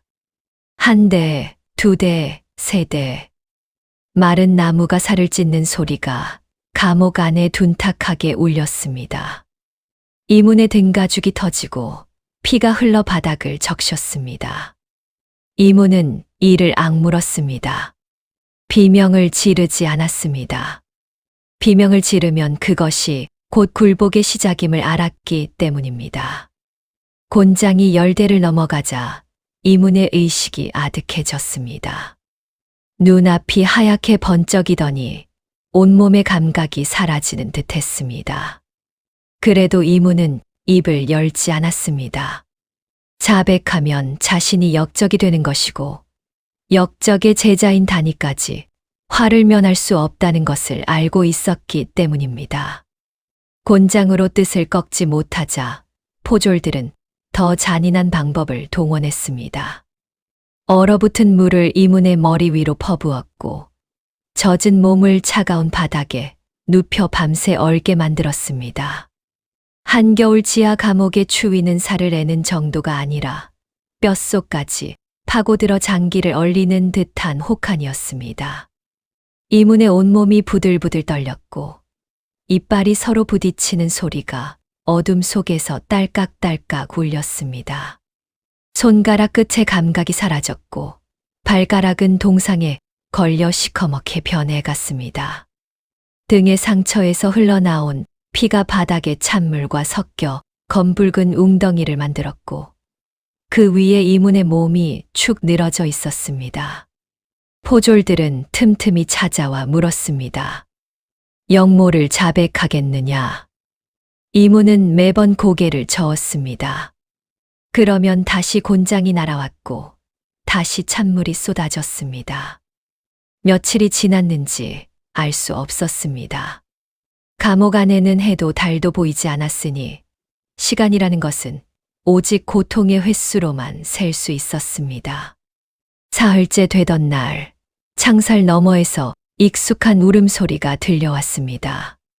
다니의 목소리였습니다. 이문은 만신창이가 된 몸을 끌고 창살 쪽으로 기어갔습니다. 좁은 창살 틈 사이로 보이는 관아의 마당에서 다니가 박 씨의 하인에게 끌려가고 있었습니다. 아이의 두 손에는 밧줄이 묶여 있었고 뒤에서 하인이 밧줄을 잡아 끌 때마다 다니의 작은 몸이 비틀거렸습니다. 아이는 끌려가면서도 감옥이 있는 쪽을 향해 고개를 돌리고 있었습니다. 스승이 어디에 있는지 알 수는 없었지만 본능적으로 그쪽을 바라보고 있었던 것입니다. 스승님, 다니의 울음 섞인 외침이 찬 공기를 가르며 날아왔습니다. 이문은 창살을 두 손으로 붙잡았습니다. 고문으로 갈라진 손에서 피가 배어 나왔으나 이문은 느끼지 못했습니다. 아이의 이름을 부르려 했으나 목구멍에서는 쉰 소리만이 새어 나올 뿐이었습니다. 다니의 모습이 관아 밖으로 사라지는 것을 이문은 창살 너머로 지켜보았습니다. 아이의 울음소리가 점점 멀어지다가 마침내 들리지 않게 되었을 때 이문의 두 손이 창살에서 힘없이 미끄러져 내렸습니다. 스승으로서 제자를 지키겠다는 다짐은 산산조각이 났습니다. 글이 방패가 되어줄 것이라 가르쳤건만 그 글은 아이를 지키지 못했습니다. 장터에서의 승리도 관아 앞에서의 당당함도 결국은 한낱 허세에 불과했던 것입니까? 이문은 감옥 바닥에 무너져 내리며 무력한 자신을 저주했습니다. 피눈물이 흘렀습니다.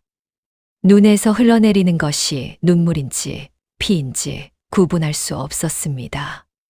다만 뜨겁고 쓴 것이 볼을 타고 턱 끝에서 떨어져 차가운 바닥 위에 얼어붙었습니다. 이문은 스스로에게 되뇌었습니다. 나는 또 지키지 못했다. 한양에서도 벗들을 지키지 못했고 이곳에서도 제자를 지키지 못했다. 글이 방패라 했으나 그 방패는 종이처럼 찢어졌고 진실이 이긴다 했으나 진실은 감옥의 바닥에서 신음하고 있지 않은가. 이문의 입에서 쓴 웃음이 새어 나왔습니다. 그것은 웃음이라기보다 차라리 절망의 신음에 가까운 소리였습니다. 관아 마당에서는 이문의 서책들이 불에 타고 남은 재가 바람에 날려다니고 있었습니다. 한때 이문의 전부였던 글자들이 한 줌의 재가 되어 하늘을 떠돌았습니다. 그 재가 감옥의 창살 틈으로 한 조각 날아 들어와 이문의 무릎 위에 내려앉았습니다. 이문은 그 재를 손바닥 위에 올려놓고 바라보았습니다. 글자의 흔적은 이미 사라지고 형체도 없는 가루만이 남아 있었습니다. 이문은 그 재를 쥐었다 폈다를 반복하며 자신의 삶 전체가 이 한 줌의 재처럼 부질없는 것이었는지를 자문했습니다. 대답은 돌아오지 않았습니다. 마을에서는 사또의 보복을 두려워한 백성들이 모두 문을 걸어 잠그고 숨어버렸습니다. 장터에서 이문의 편에 섰던 떡장수도 생선 장수 안악도 유생들도 하나같이 입을 닫았습니다. 사또가 이문을 역적으로 몰아 감옥에 가두었다는 소문이 퍼지자 아무도 이문의 이름을 입에 올리지 못했습니다.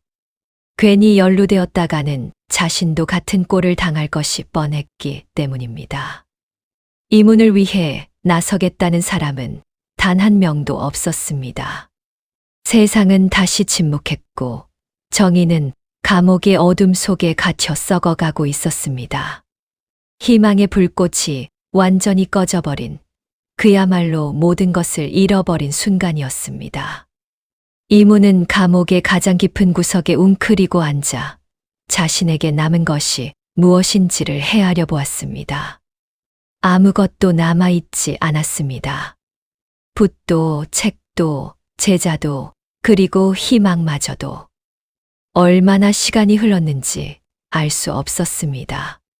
감옥의 어둠 속에서는 하루와 밤의 구분이 없었고 이문의 의식은 고통과 허탈함 사이를 떠돌고 있었습니다.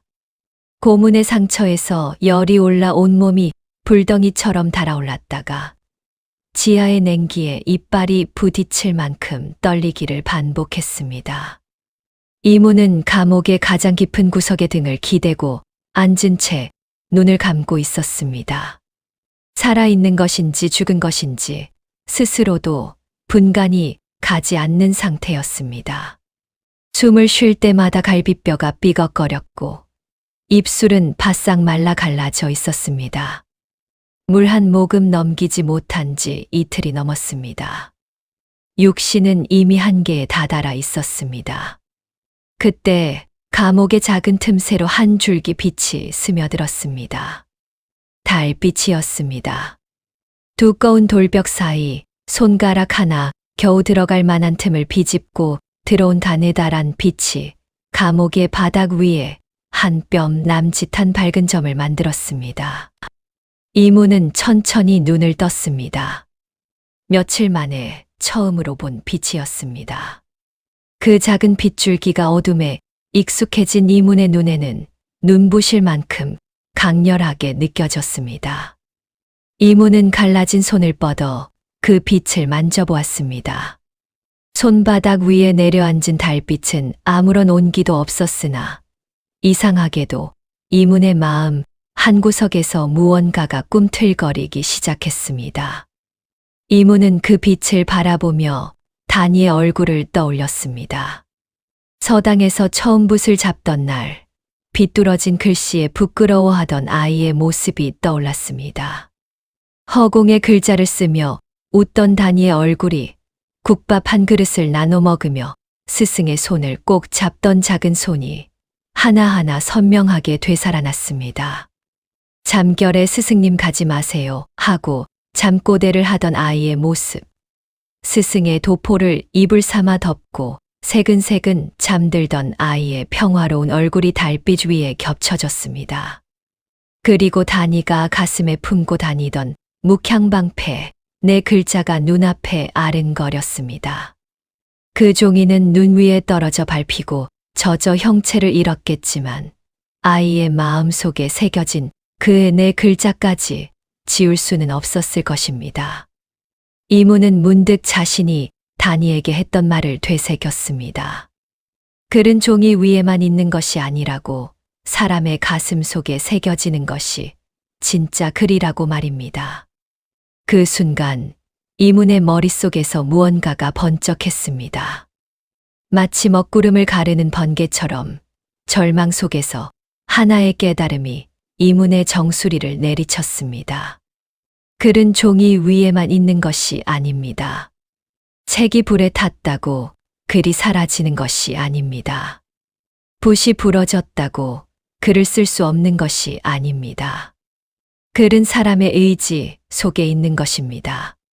진실을 말하고자 하는 마음이 살아있는 한 글은 어떤 감옥에 갇히더라도 죽지 않습니다. 사또는 이문의 책을 불태웠으나 이문의 기억을 불태울 수는 없었고 이문의 몸을 가두었으나 이문의 뜻까지 가둘 수는 없었습니다. 이문은 비로소 깨달았습니다. 자신이 진정으로 두려워했던 것은 고문도 죽음도 아니었습니다. 글이 아무런 힘도 갖지 못한다는 절망, 자신이 믿어온 것이 모두 헛된 것이었다는 회의, 바로 그것이 이문을 무너뜨린 진짜 적이었습니다. 그러나 지금 이 순간 이문은 그 적과 정면으로 마주하여 당당히 대답할 수 있었습니다. 글은 헛되지 않았다고, 비록 종이는 타고 붓은 부러졌을지언정 자신의 가슴 속에 새겨진 진실만큼은 결코 죄가 되지 않는다고 말입니다. 이문의 눈에서 다시 눈물이 흘렀습니다. 그러나 이번에는 절망의 눈물이 아니었습니다. 어둠 속에서 다시 빛을 찾은 자의 뜨거운 눈물이었습니다. 이문은 피투성이가 된 손가락을 바닥으로 가져갔습니다. 감옥의 차가운 돌바닥 위에 글을 쓰기 시작했습니다. 먹도 붓도 없었으나 상처에서 배어 나온 피가 먹이 되었고 갈라진 손가락이 붓이 되었습니다. 한 자, 또 한 자. 이문은 돌바닥 위에 사또의 죄상을 기록하기 시작했습니다. 백성들의 곡식을 횡령한 것, 가짜 문서를 만들어 약자의 재산을 빼앗은 것, 무고한 백성을 역적으로 몰아 감옥에 가둔 것. 그리고 어린아이의 신분을 조작하여 노비로 팔아넘기려 한 것까지 하나도 빠뜨리지 않고 한자 한자 새겨 나갔습니다. 글자를 쓸 때마다 손가락 끝에서 고통이 전해졌으나 이문은 멈추지 않았습니다. 오히려 고통이 클수록 글자에 힘이 실렸습니다. 그것은 죽음을 앞둔 자의 비명이 아니라 불의에 굴하지 않는 선비의 마지막 기계였습니다. 글자 하나가 새겨질 때마다 이문의 눈빛이 되살아났고 한 줄이 완성될 때마다 구부러졌던 등이 조금씩 펴졌습니다. 절망의 끝에서 이문은 비로소 두려움을 떨쳐냈습니다. 죽음이 두렵지 않은 것은 아니었습니다. 다만 이제는 두려움보다 더 큰 것이 가슴을 채우고 있었습니다. 단일을 향한 사랑, 진실을 향한 의지, 그리고 불의 앞에서 고개를 숙이지 않겠다는 선비의 기계가 이문의 온몸을 뜨겁게 달구었습니다. 감옥의 틈새로 들어온 달빛이 이문이 바닥에 쓴 글자 위로 내려앉았습니다. 피로 쓴 글자들이 달빛에 반사되어 어둠 속에서 희미하게 빛났습니다.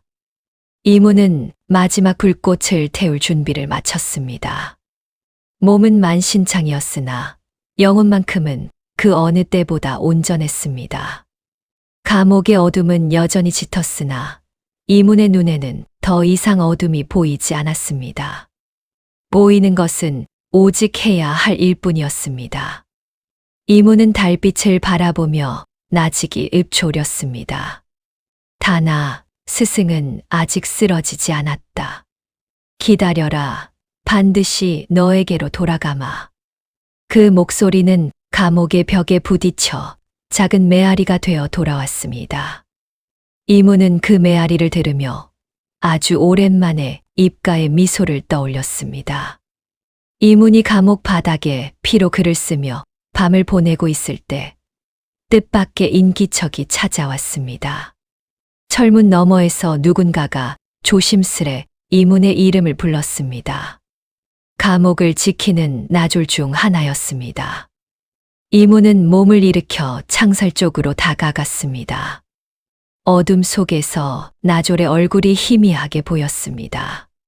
40대 중반쯤 되어 보이는 사내였는데 그 얼굴에는 두려움과 결심이 뒤섞인 복잡한 빛이 서려 있었습니다. 나졸은 주위를 두리번거리며 다른 포졸이 없는 것을 확인한 뒤 창살에 바짝 얼굴을 가져다 대고 낮은 목소리로 말했습니다. 선비님, 저를 기억 못 하시겠지요? 이문은 어둠 속에서 그 얼굴을 자세히 들여다보았습니다. 기억이 나지 않았습니다. 나졸이 떨리는 음성으로 말을 이었습니다. 7년 전이었습니다. 저희 어미가 중병에 걸려 약값을 구하지 못해 발을 동동 구르고 있을 때 선비님께서 당신이 가진 마지막 은전을 저희에게 건네주셨습니다. 그때 선비님은 말씀하셨지요. 사람이 사람을 돕는데 이유가 필요하겠느냐고 말입니다. 이문은 그제야 희미하게 기억이 떠올랐습니다. 장터에서 우연히 마주친 모자가 약방 앞에서 울고 있던 날, 자신이 가진 것이라곤 은전 2잎뿐이었으나 아무런 주저 없이 건네주었던 일이었습니다. 이문에게는 대수롭지 않은 일이었으나 이 사내에게는 어미의 목숨을 건진 은혜였던 것입니다. 나졸은 눈시울을 붉히며 말했습니다. 그 은전으로 약을 지어 어미는 살아나셨습니다. 그 뒤로 저는 선비님의 은혜를 한시도 잊은 적이 없었습니다. 장터에서 선비님이 백성들 앞에 섰을 때 저는 관아의 나졸이라 나서지 못하고 멀리서 지켜볼 수밖에 없었습니다. 선비님이 감옥에 갇혔을 때도 아무것도 하지 못하는 자신이 부끄러웠습니다. 하지만 오늘 더 이상 모른 척할 수가 없었습니다. 나졸의 목소리가 떨렸으나 그 눈빛만큼은 단단했습니다. 이문은 창살 너머로 나졸의 손을 잡았습니다. 피투성이에 갈라진 손과 거칠지만 따뜻한 손이 어둠 속에서 맞잡혔습니다. 나졸은 품 안에서 접어둔 종이 한 장을 꺼내 이문에게 건넸습니다. 그것은 인근 고을에 암행어사가 와 있다는 소식이 적힌 쪽지였습니다. 나졸이 관아의 통신을 엿보고 몰래 빼낸 것이었습니다. 이문은 떨리는 손으로 쪽지를 펼쳤습니다. 희미한 달빛에 비추어 읽어 내려간 내용에 이문의 눈이 크게 떠졌습니다. 암행어사의 이름이 적혀 있었는데 그것은 이문이 한양에 있던 시절 자신에게 학문을 배우던 후배의 이름이었습니다.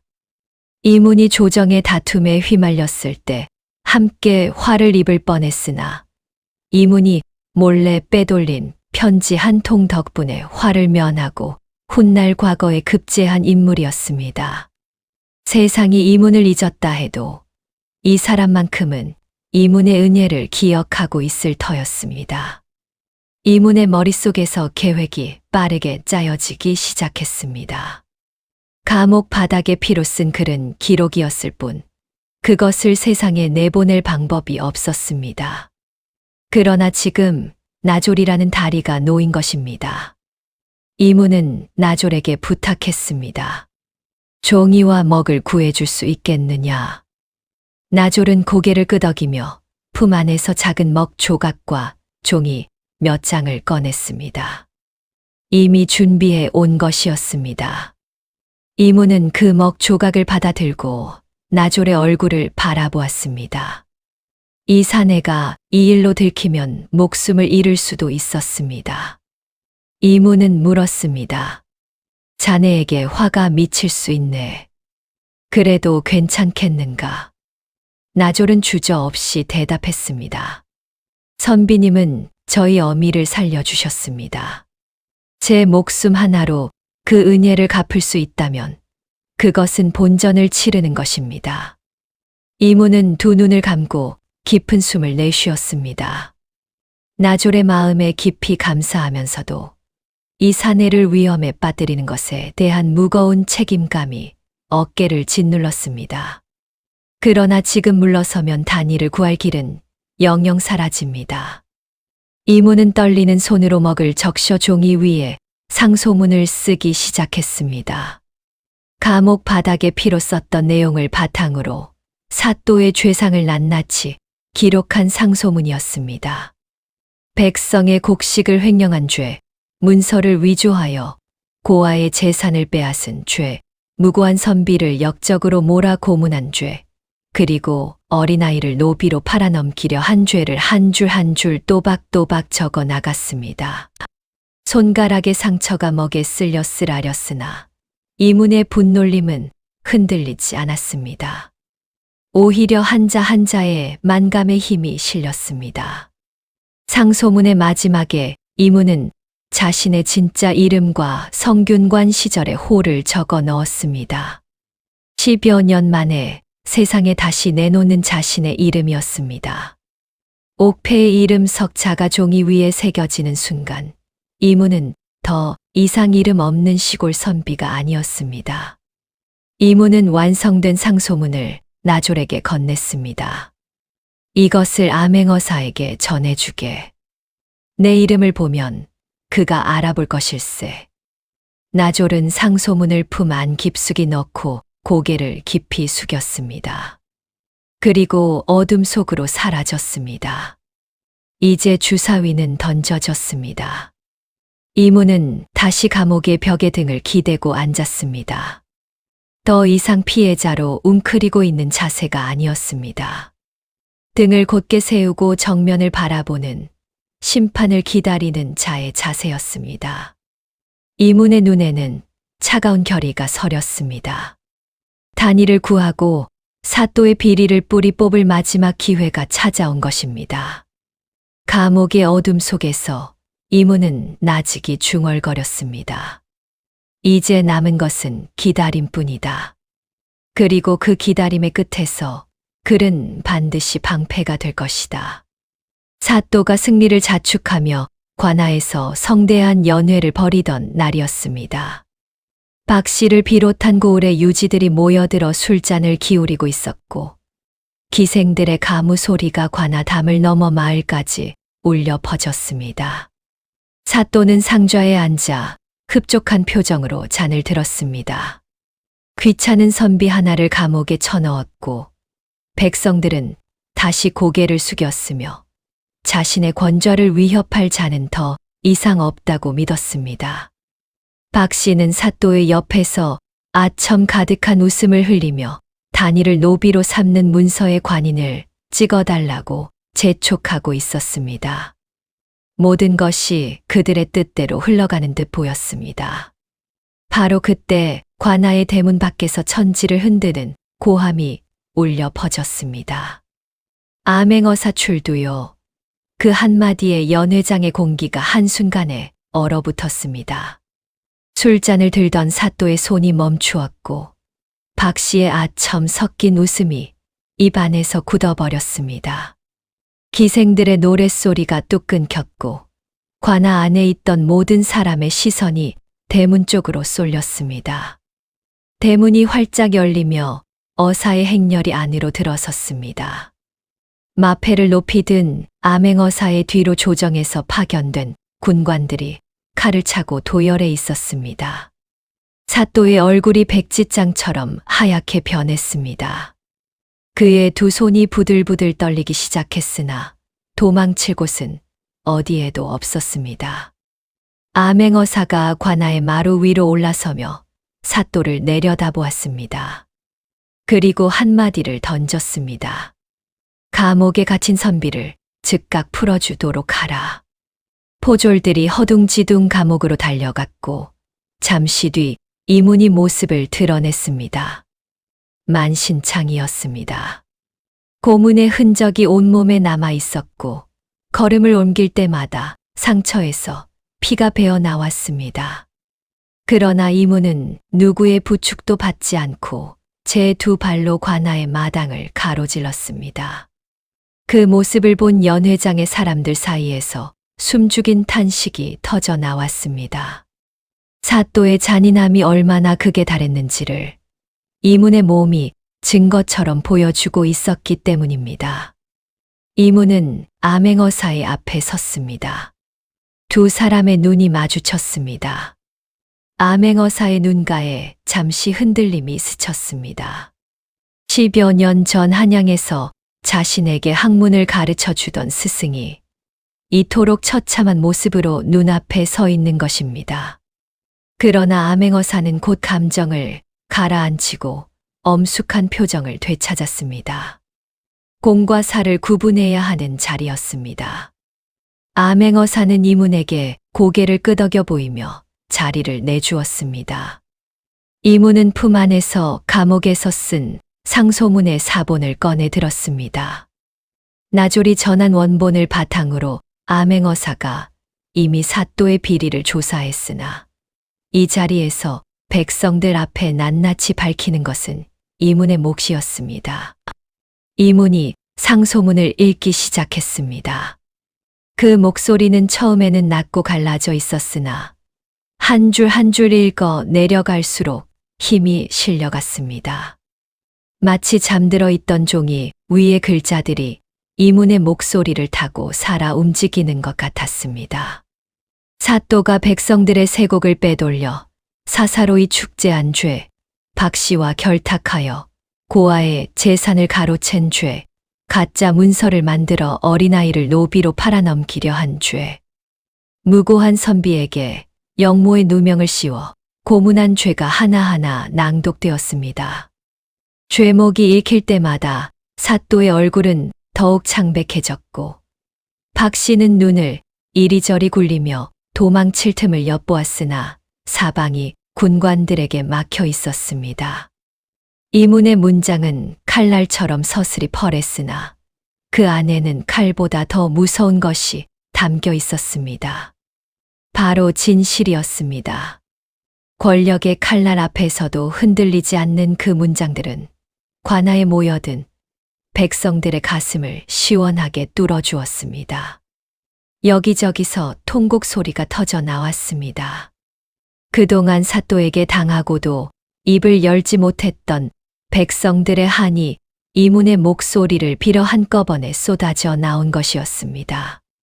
사또는 마루 위에서 벌벌 떨며 변명을 늘어놓으려 했으나 이문이 제시한 증거들 앞에서 한마디도 반박하지 못했습니다. 암행어사가 엄중한 목소리로 선언했습니다.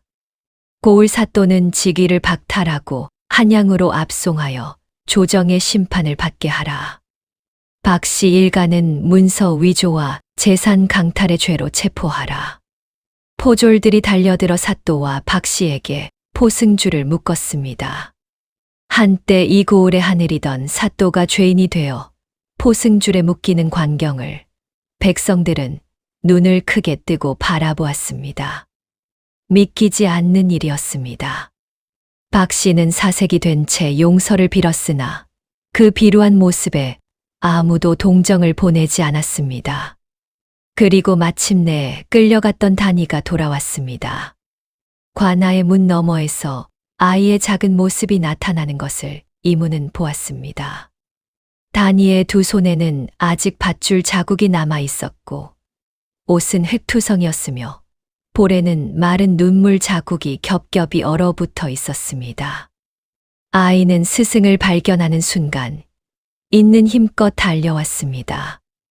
이문도 성한 곳 하나 없는 몸을 이끌고 아이를 향해 팔을 벌렸습니다. 단이가 이문의 품에 안겼습니다. 아이의 작은 몸이 이문의 가슴에 부딪히는 충격에 온몸의 상처가 비명을 질렀으나 이문은 오히려 아이를 더 세게 끌어안았습니다. 단이가 스승의 품에서 하염없이 울었고 이문은 아이의 등을 쓸어내리며 나직이 속삭였습니다. 보아라 단아, 이것이 바로 글의 힘이고 우리의 방패다. 이문의 눈에서도 뜨거운 눈물이 흘러내렸습니다. 그것은 고통의 눈물이 아니라 마침내 약속을 지킨 자의 눈물이었습니다. 관아의 마당 위로 따스한 햇살이 내리쬐고 있었습니다. 겨울이 물러가고 봄이 찾아왔습니다. 길고 긴 겨울이었습니다. 뼈를 깎던 찬바람은 어느새 살갗을 간지리는 봄바람으로 바뀌었고 눈 아래 묻혀있던 땅은 다시 숨을 쉬기 시작했습니다. 산자락에는 진달래가 붉게 피어올랐고 논밭에서는 개구리 울음소리가 겨울의 침묵을 깨뜨렸습니다. 세상은 긴잠에서 깨어나 기지개를 켜고 있었습니다. 그리고 그 봄의 한가운데 한때 눈무덤에 파묻힐 뻔했던 그 서당도 다시 일어서 있었습니다. 부서졌던 서당의 담벼락은 마을 사람들의 손으로 다시 세워졌습니다. 사또가 잡혀간 뒤 마을 사람들은 하나둘 서당을 찾아오기 시작했습니다. 처음에는 미안한 마음을 담은 먹거리를 놓고 가는 것이 전부였습니다. 이문이 감옥에 끌려갈 때 아무도 나서지 못했던 것에 대한 부끄러움이 쌀 한 되와 나물 한 바구니에 담겨 서당 마루 위에 쌓여갔습니다. 그러다 어느 날 장터에서 이문의 앞에 벽을 만들어 주었던 떡장수 아저씨가 도끼를 들고 찾아왔습니다. 부서진 기둥을 새로 깎아 세워주겠다는 것이었습니다. 그 뒤를 이어 생선 장수 안하기 새창호지를 가져왔고 대장간 노인이 경첩을 만들어 왔으며 마을의 청년들이 몰려와 무너진 지붕을 올렸습니다. 이문은 아무것도 부탁한 적이 없었습니다. 백성들이 스스로 찾아와 스스로의 손으로 서당을 다시 세운 것이었습니다. 새로 지은 서당은 예전에 그 허물어진 서당이 아니었습니다. 기둥은 곧게 섰고 지붕에는 기와가 빈틈없이 올라갔으며 마루에서는 따뜻한 구들의 온기가 올라왔습니다. 벽에는 마을 사람들이 가져다 준 새 책들이 가지런히 놓여 있었고 벼루와 먹도 넉넉히 갖추어져 있었습니다. 서당 앞마당에는 누군가가 심어놓은 매화나무 한 그루가 서 있었는데 이른 봄의 따스한 바람에 흰 꽃들이 만발해 있었습니다. 바람이 불 때마다 매화꽃 잎이 흩날려 마당 위에 내려앉았고 그 위를 아이들의 맨발이 경쾌하게 뛰어다녔습니다. 아이들이라 함은 단위만이 아니었습니다. 마을의 아이들이 하나둘 서당으로 몰려들기 시작한 것이었습니다. 처음에는 서너시던 학동이 10명, 20명으로 불어나더니 이제는 인근 마을에서까지 아이들이 찾아올 지경이었습니다. 글을 배우고 싶다며 찾아온 아이들로 한때 텅 비었던 서당은 이제 제잘거리는 목소리로 가득 찼습니다. 이모는 서당의 마루에 앉아 아이들에게 글을 가르치고 있었습니다. 이문의 몸에는 아직 고문의 흔적이 남아 있었습니다. 등에는 곤장 자국이 흉터로 새겨져 있었고 왼쪽 손가락 2개는 완전히 펴지지 않았습니다. 그러나 이문의 얼굴에는 평화로운 미소가 가득했습니다. 첫 장면의 위태롭고 쓸쓸한 모습은 사라지고 그 자리에는 세상과 화해한 사람의 고요한 평온함이 자리 잡고 있었습니다. 이문은 더 이상 이름 없는 선비가 아니었습니다. 사또의 비리를 밝혀낸 이야기가 인근 고을까지 퍼지면서 이문은 이 고을의 등불로 불리게 되었습니다. 그러나 이문은 그런 이름에 연연하지 않았습니다. 그에게 중요한 것은 명성이 아니라 지금 이 순간 눈앞에 앉아 붓을 들고 있는 아이들의 눈빛이었습니다. 단이는 이문의 곁에 나란히 앉아 책을 읽고 있었습니다. 2해 전 언손을 호호 불며 누더기를 걸치고 있던 아이는 이제 제법 의젓한 모습이었습니다. 키도 한 뼘은 자란 듯했고 눈빛에는 세상을 두려워하는 기색 대신 맑은 자신감이 깃들어 있었습니다. 글씨는 여전히 조금 삐뚤었으나 그 글씨에는 자신만의 힘이 실려 있었습니다. 단이는 이제 스승의 제자이자 어린 학동들의 마청 노릇을 하며 스승이 자신에게 가르쳐 준 것을 작은 아이들에게 전해주고 있었습니다.